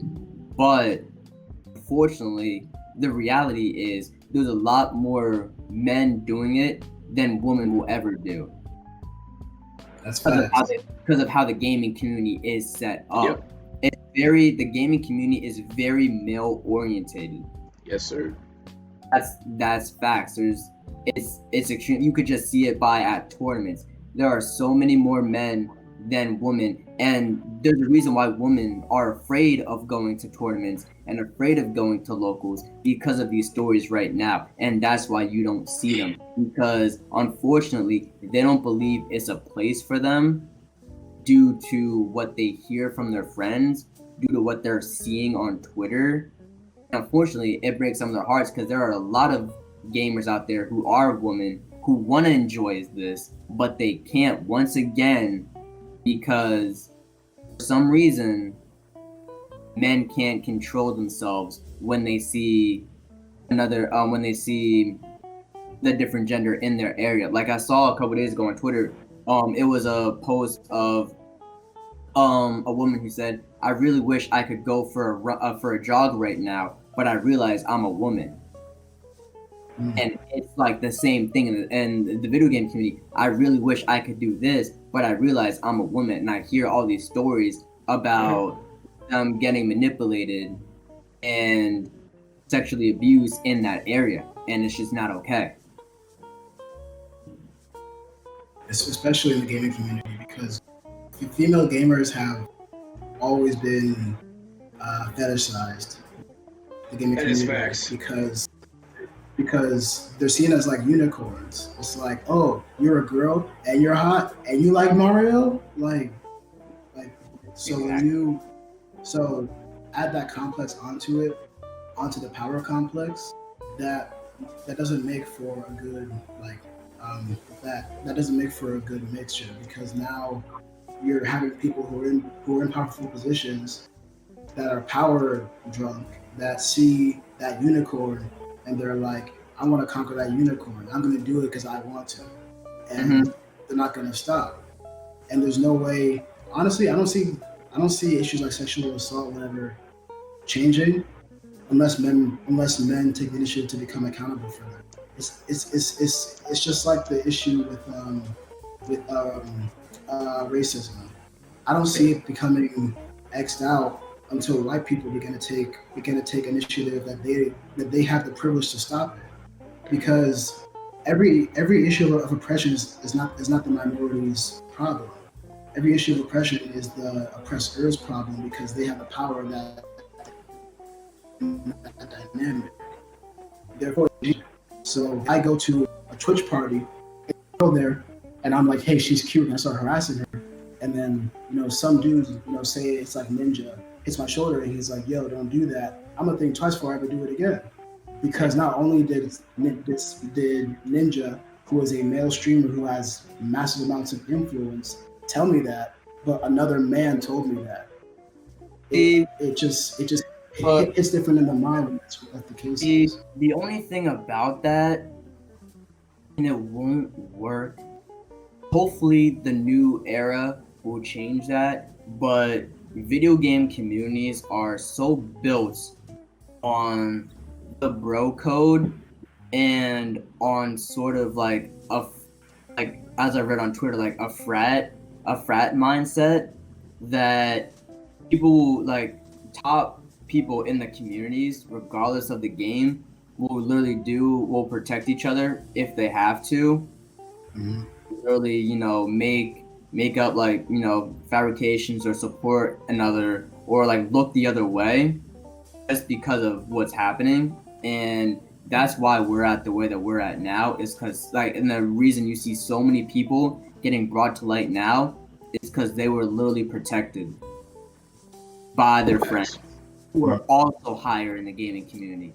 So it's literally men committing atrocities in the gaming community and then being protected by their other friends in the gaming community. So you didn't hear about this stuff until way later on, and you see it coming out now, and you see everyone hurt by this, which it's, as I say, and unfortunately it shouldn't happen, but before creation there's destruction. So in order to rebuild this community, it has to be destroyed of every aspect of everyone who was ever doing these types of issues. They have to be outed by see, another thing is the victims have to do it. Don't speak up for victims. Let the victims speak up for themselves. If the victims wanna say something, because if you say something for the victims, then it's like the victim will be like, that's okay, but I didn't feel like I was ready enough to put it out there. But the fact that it was put out there, it's helping renew and restore. I see a lot of people saying this is the worst week for Smash, and I heard one of the people that I listened to, Leffen, he was a good Melee player. He said, no, this was a good week for Smash because even though these things happen and we feel tremendous amount of sorrow for the victims, it's helping weed out these people so that we can sort of rebuild. And the thing about gaming communities is I truly want to believe that we can rebuild and that all gaming communities will sort of be safe in an aspect, but unfortunately it's harder to believe that because of the people who play these games have no restraint. So it's like a 50-50. It's I want to believe it, but I don't. I feel like it's a fleeting dream, a wishful thinking type of thing. Yeah, gaming communities in general have always been pretty toxic, in my opinion, for a majority of different things. Yeah. Especially when PlayStation released they delayed their event because of Black Lives Matter. And you check the comments, oh, we don't care about that. We want our games. It's y'all are just that entire community is just unnecessarily toxic for no reason. You ever go on Xbox Live and play Call of Duty? I guarantee you get called the N-word within 5 seconds of playing. Not anymore because they'll ban you for that. But back in the day, yeah. It's just gamer words. It's Police officers can still kill someone. They'll get fired. They'll do it again. True. That's true. Tim, you got something to say, bro? Tell me what you want to show us. I want to show you guys this, right? So this was in March when I was praying, and I was like, God, give me something, and I want to show you guys this. It's really interesting. I'll share my screen.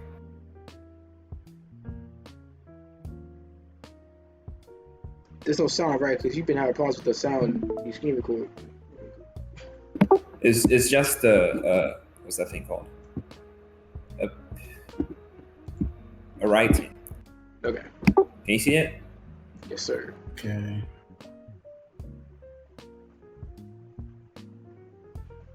Yeah, I see it. So like one thing that was like highlighted in this call was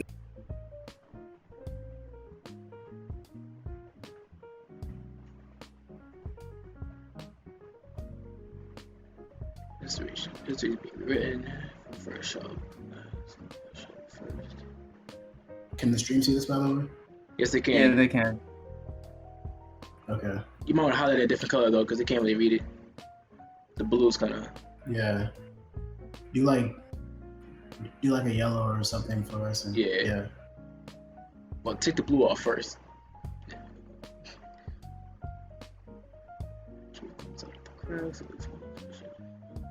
All right. Yeah, that one line right there. The truth comes out of the cracks.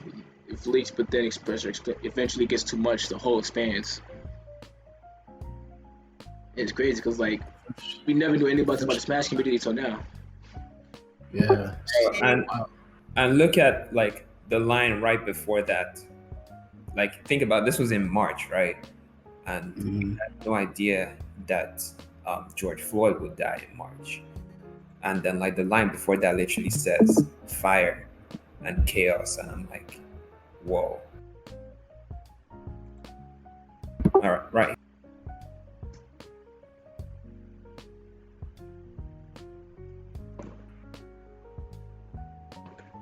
Yeah, that's really hard. Where it says fire burning, chaos starting, do not be afraid, because that is the place you are to be. Yeah. Mm-hmm. I mean, I think why this is being like such a huge thing right now is like we are all in our houses able to see it all. Like back in the past times when Black folks got shot or when the Pokemon community went down, life still went on. So we were like, oh, rest in peace to the victims, prayers and blessings, prayers and what do they say, thoughts and prayers to our victims, and then we just move on with our lives. But now we're stuck at home with nothing but that to see on our timeline. So now we're more inclined to make changes. Honestly, we were talking about that. A lot of humans were talking about that. The reason why they think this is happening is because a lot of people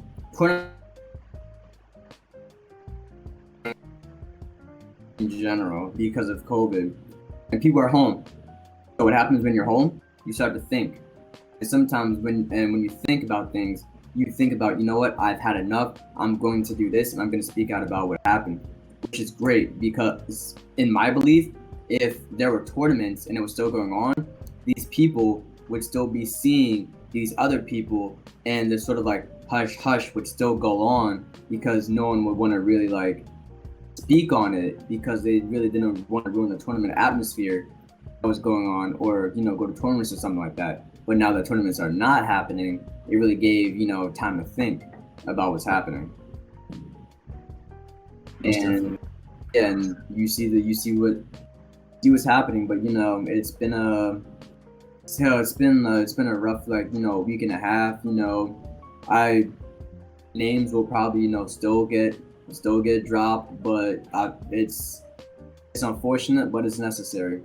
That's what I said. Yeah, yep. Agreed. I remember I was praying last night or a couple nights ago, and I was being very, very honest with God, and I was like, everything sucks right now. I'm not going back to school probably. My classes are online. I can't go outside and see my friends again. What is the purpose of this?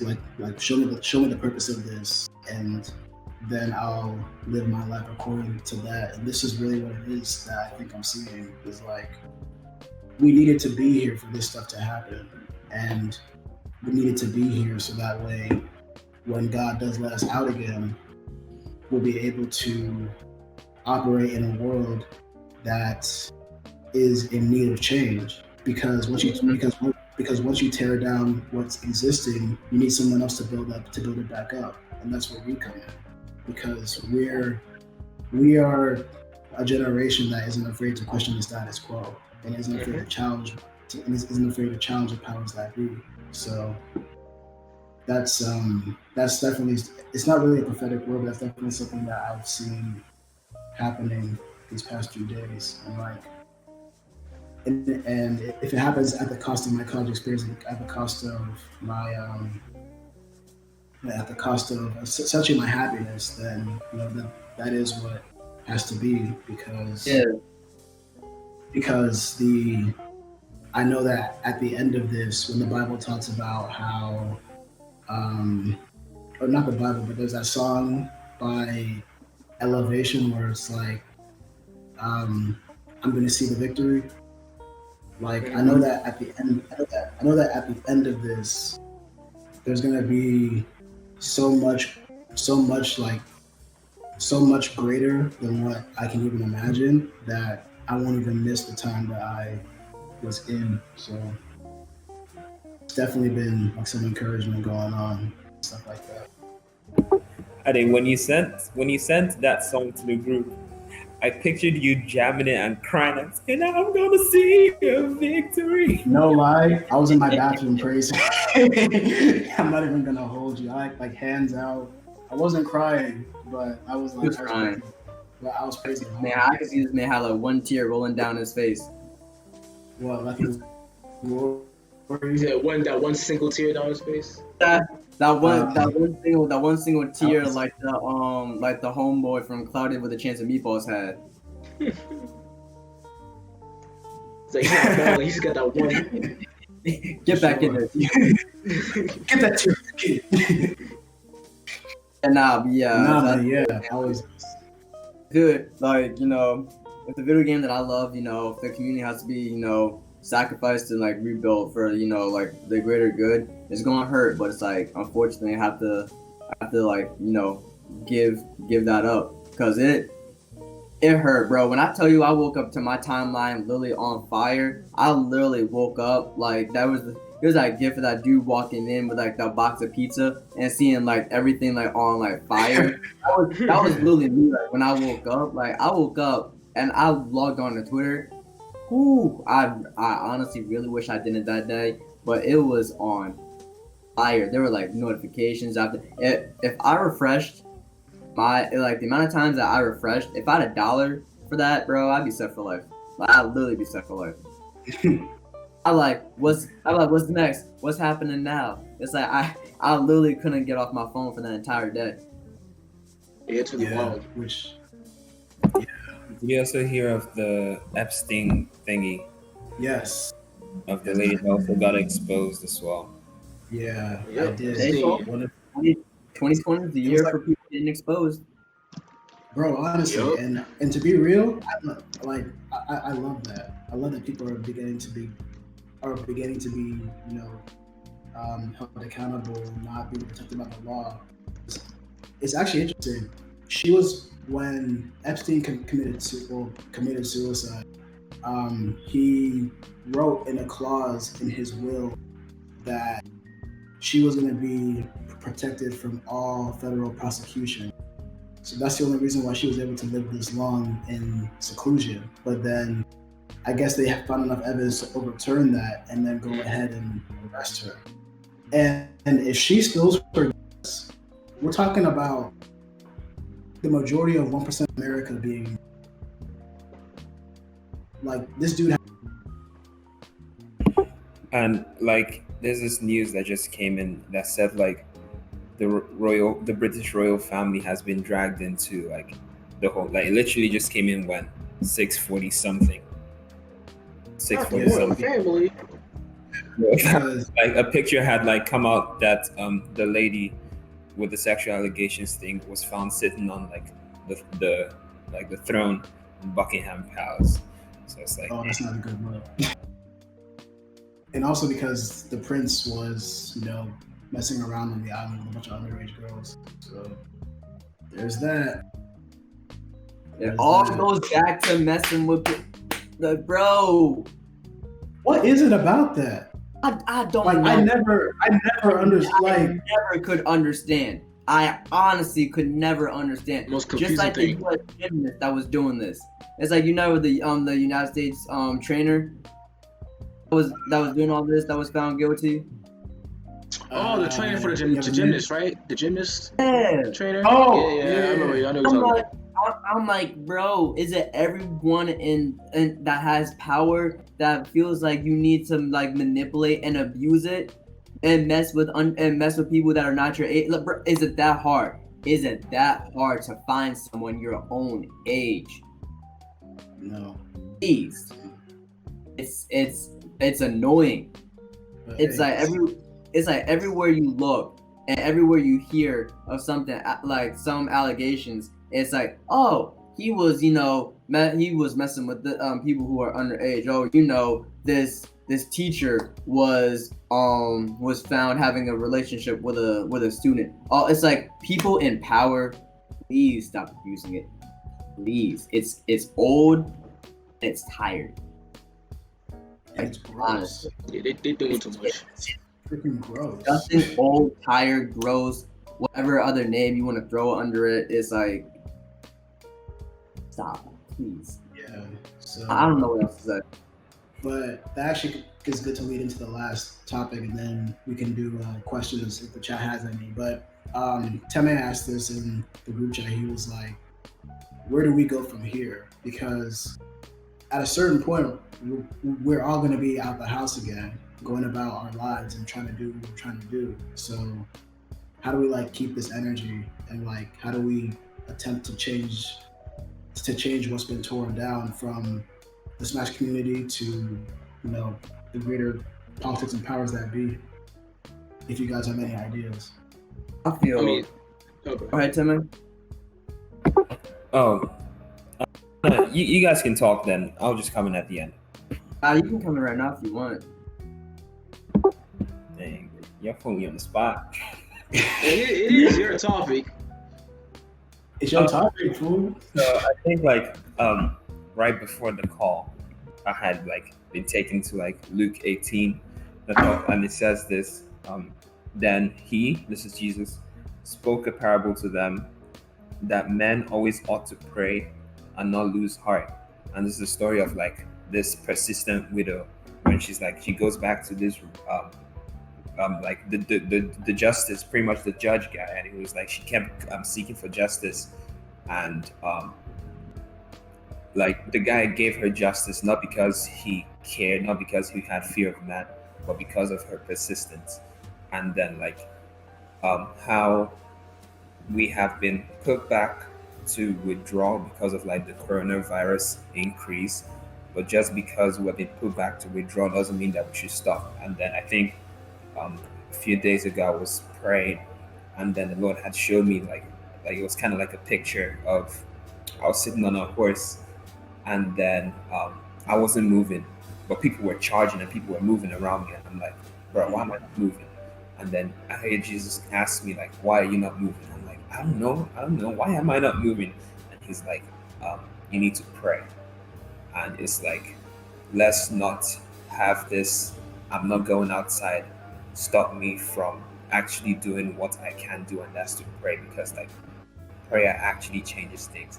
Prayer actually breaks strongholds. Prayer actually moves a lot of things, because look at how I have known all the way in March that people will get exposed this year. Who would have thought that would happen this year? But God knew, because I had spent time with him in prayer. So it's in this time, a quick way to fight for justice is continue praying about this thing, continue praying that Lord equip me, so that when we eventually get out there, if this thing is still advice, I already know how to tackle it. I already know how to get rid of it, because I have been equipped by you. That's That kind what's of up. connects. That kind of connects to because the NBA is actually going through that right now. A lot of NBA players don't feel like they should play basketball because it might take away from them the movement of the Black Lives Matter movement. They'd rather focus on empowering that than just going to play hoops, which I perfectly understand. You know what I'm saying? Like most people are conflicted. They're like, yeah, we want these to come back, but at the same time, we want to continue the energy we have of trying to fight in person and get like us back to a certain point. You know what I'm saying? It's like and we should always keep that same energy going forward. As much as the media keeps trying to like quiet it down, that stuff got going on. There's still going on outside. Like I heard, I forgot what state it was. Like I think it was maybe Cali or something. Like they've been like for the past 3 weeks, non-stop protests every single day. You know what I'm saying? Like the energy still got to keep being pushed forward. You know, more injustice to be like shown and more keep going forward. Not just be laid off as soon as quarantine's over. We go back outside. We still got to keep speaking up and keep making keep making justice try to be pushed in our society.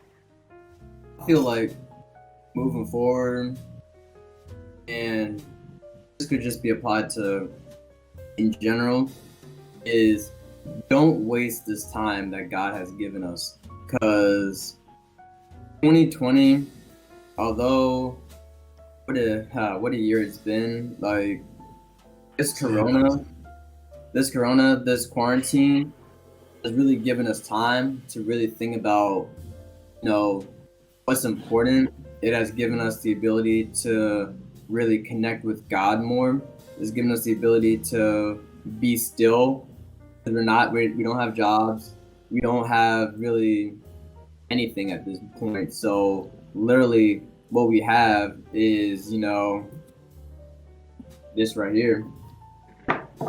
And really, really just, tune in. Don't waste the words that, God continues to provide in us. Don't waste the skills that you've learned as we're moving forward, as we go outside. Don't waste the things that you've learned. It's like some people will say, oh, after this, people are probably going to go back to, their old hygiene habits, like, not washing their hands all the time. No, it's like after this, go back to, washing your hands. Like, even though we're not social distancing as much, still practice some social distancing to like a little bit. Like if someone is sick, don't be all up on them. Just don't. If you see someone, if you see like someone struggling, help them. As we were talking about last time with like protecting Black women, like still keep on doing the things that you've talked about on the internet, because actions speak louder than words. And while you can be campaigning all of this on the internet, as soon as we get back out, it's literally going to be your tweets versus your actions. So what's going to win more? So that's literally what you have to continue to take as you go out. I can say from my point of view for the Smash community, what we can do as a whole is don't forget what has happened. How can we forget what has happened? It's literally just been a dramatic process for everyone, including the victims. What we can do is learn from our mistakes. Don't go back to the same sluggish behavior that was happening all the time. Don't go back to the bro code, just protecting your friends because they're your bros. Continue to check them. Continue to if you see something, say something, because I forgot who said this, but it was a streamer that I watched and he was talking about it. He said that evil wins when good sees something and says nothing. So if you see something, and if you're the good person that you think you are, and if you're religious is like that, that God wants you to be, then say something. Silences violence. Don't be complacent with anything. And just honestly, don't forget the lessons that you've learned, because when we get back out, it's literally just going to be how it was before. And if it is how it was before, then we've proven that we've literally didn't take this time to better ourselves. Facts. I would just I'm pretty much just echoing what you all have said. But I will say that from from a Christian perspective, to definitely ask God whatever it is to show you, whatever it is He needs to show you, and teach you whatever it is He needs to teach you. And I would advise to do that, not being expecting that He'll just give it to you all quickly, because there are a lot of lessons that I've learned during this time. I definitely won't forget, and a lot of things that God has been showing me and promised me and taught me that I wouldn't give up this time being at home for anything else for. So, by the same time, those all came and all accumulated, I'd say maybe last week. So the path to learning is slow, especially when you're dealing with God. That's because He needs you to grow in Him first before He shows you those things. Like, I've been reading my Bible more than I ever have before, praying more than I ever have before, worshiping more than I ever have before, watching sermons more than I ever have before, and just trying to grow stronger, because that's where the source is. The Bible says that God created man, and if you notice in that verse, God was the first relationship that man ever had. Before Eve, before people, it was just God and Adam. So it's up to you to foster that first foundational relationship that we all have with the Most High. And I would say for those who don't believe in God, the sediment still remains. You can't just waste this time wondering and hoping for things to just go back to normal. Because the truth is, normal is dead. Normal, God saw that normal was not working, and that's why we're in this position right now.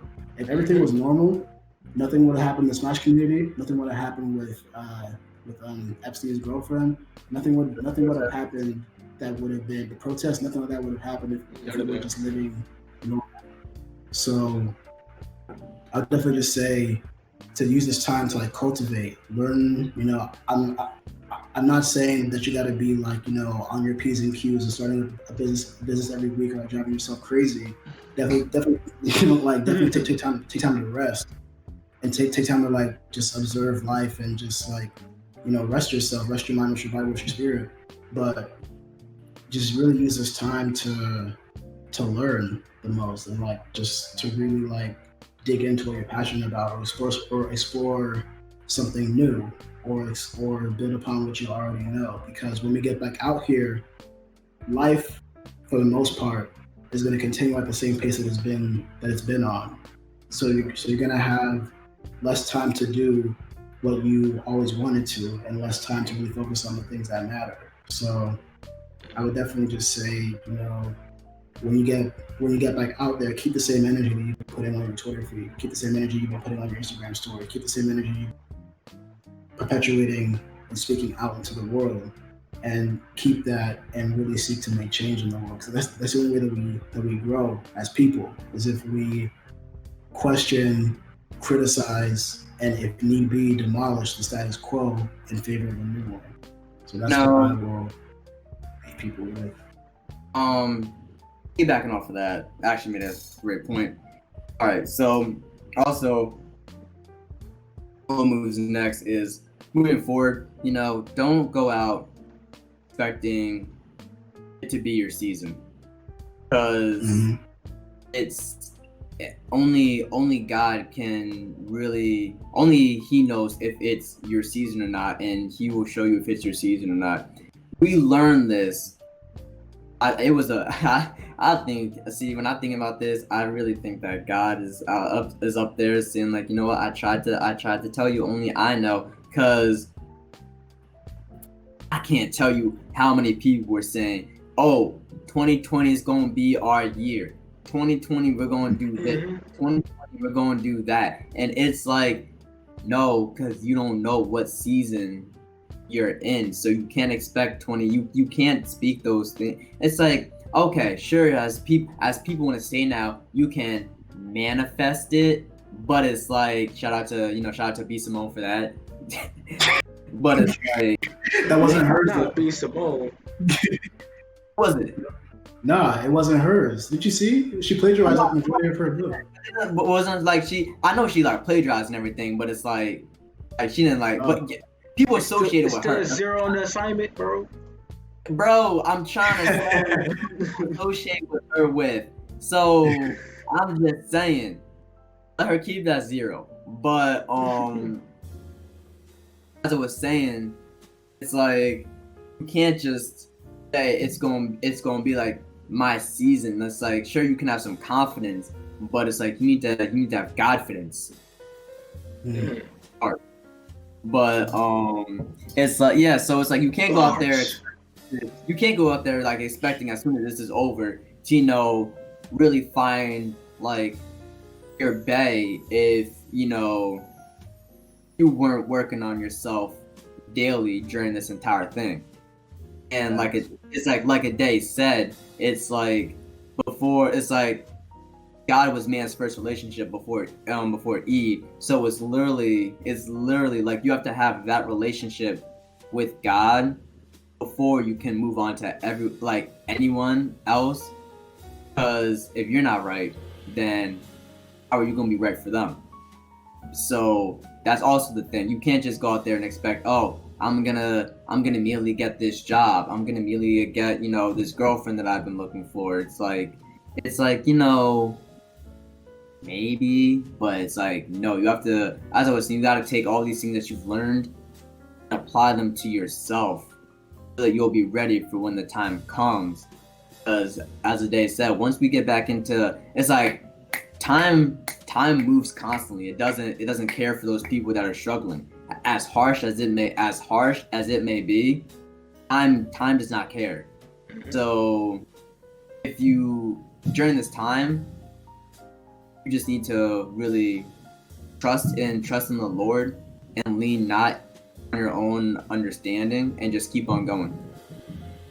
And one thing I would add to that is that like after this year, bro, and after all this time, like don't let the negatives stay with you after we're done with all this. So of course we can look at 2020 and say a bunch of negative things that happened. We have a whole list, a whole book, a whole page book about all the negative things that happened. But at the same time, you gotta look at the positives and see it and find a way to get move forward for these negatives. Mind you, we're all going through something at the same time.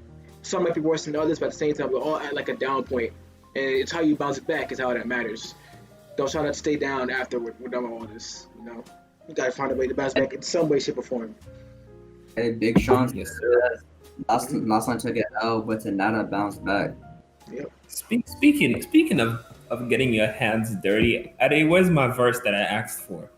Come on, bro. I told you I'm in summer classes. Oh, speaking of dirty, how'd you get that from my verse? How'd you get that from me? Oh, I feel from anywhere, yo. I feel crazy. You put me on the spot.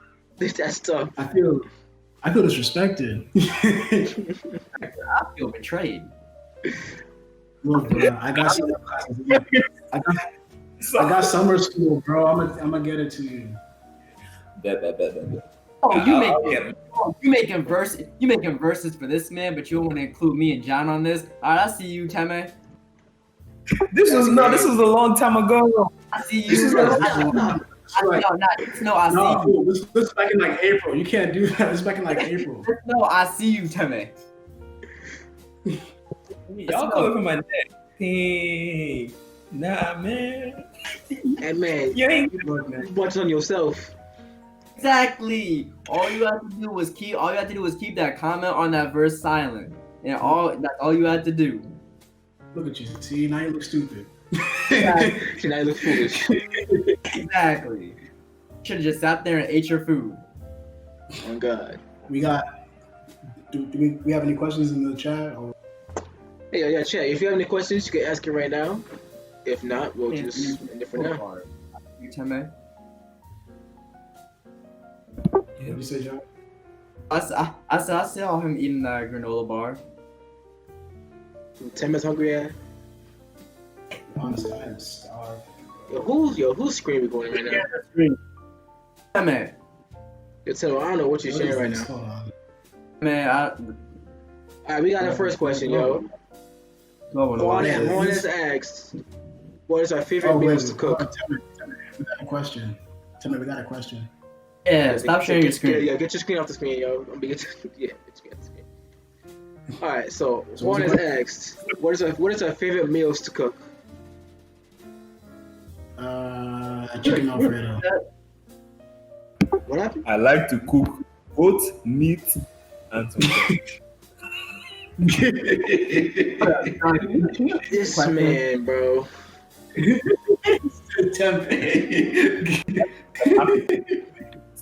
Do you not eat goat? Aren't you from the Caribbeans? Oh, we eat goat. We don't say it like that. John, what was the question? Yeah. Yeah, what's your favorite meal to Your cook? favorite meals? Your favorite? Oof. I love bro. Chicken Alfredo. I can whip that up. I can do that. I can do baked salmon. I can do mac and cheese from scratch. I should. Oh yeah, And I can got saute mac and broccoli. cheese. Mm-hmm. I'll get some mac and cheese. Hook you with that. Shit, bomb. I've been Magnificent. testing my hand in the kitchen, and John could testify of my handworks, and I've been cooking some nice Asian meals, right, John? He be Right? making some fried rice. He failed the first couple of times, but he started getting it the third time. He started getting to it. I don't believe anything this man said after he talked about after the first thing he said was I cook goat meat. I could go eat. That's what you said, yo. Any other questions, What chat? else we got? Yo. I can't cook any Nigerian food. Like I don't. I can cook all. I can cook some jollof fries. I can make plantain. I can make plantain. You know but I what? can't- You know what? As long as you don't put raisins in your jollof rice, you're good. Facts, bro. Honestly, everything better than that. Honestly, No, that's not real cracking me up to this day. Words can't describe my pain when I saw that. Like I was in the lunch line, I was hungry. I had sports after school, so I was like, I gotta eat something. And then I went to the lunch line. They were like, I was. What is this? I know. I died that day. What is this? Imagine if they had like Oh. dad chicken, and then they were like, "It is jollof rice." It's like, no sir, no sir. Yo, you know what's crazy on that? I remember for Black History Month when I was a freshman, they tried to make soul food, Oh. and they had like fried chicken that was baked, by the way. Yo, Greens. try and pass off They had- fried. They had baked or not baked. They had dry greens. The mac and cheese was trash. The pie was good, but and then they tried to make something else. I think it was just those three actually. I think the It most was like it egregious was thing chicken greens and mac. I feel like the most egregious thing they did was trying to pass off baked chicken as fried chicken. That's terrible. Oh hell no. The That- audacity. You ever been to Whole Foods, Josh? They do that all the time. that's- Baked fried chicken. They stay doing that. I used to have faith in Whole Foods. You just fixed it. I be Can I thinking, trust how it? do you Especially when How do you mess up mac and cheese, bro? It's- Like, mac and cheese is the easiest thing to make. They probably just gotta. They probably, because there's some mac and cheese that people make that be nasty. I feel like they just got like, I feel like they just got Kraft macaroni and cheese and said, all right, let's do it. So forget it. It's like, Just throw it in there. It's like, let's just spice this up a little bit. Narrator, there was no spice at all. So do we have any questions, or are they still? No, so I think they all set. I think they're chilling. All right, that's what it is then, ladies and gentlemen. Thank you for tuning in to episode 3 But it of the is. M.O.G podcast. We love you and appreciate y'all. Oh, New episode in the next 2 weeks. Be on the lookout for that. That should Hopefully we'll have be less. the 18th, I believe. Yeah, it should be. What day is it today? The 2 18th. weeks? It is Yeah, the 18th. can you just say what day is it today? Look, bro, days are all the same right now. I don't care. It's the 4th.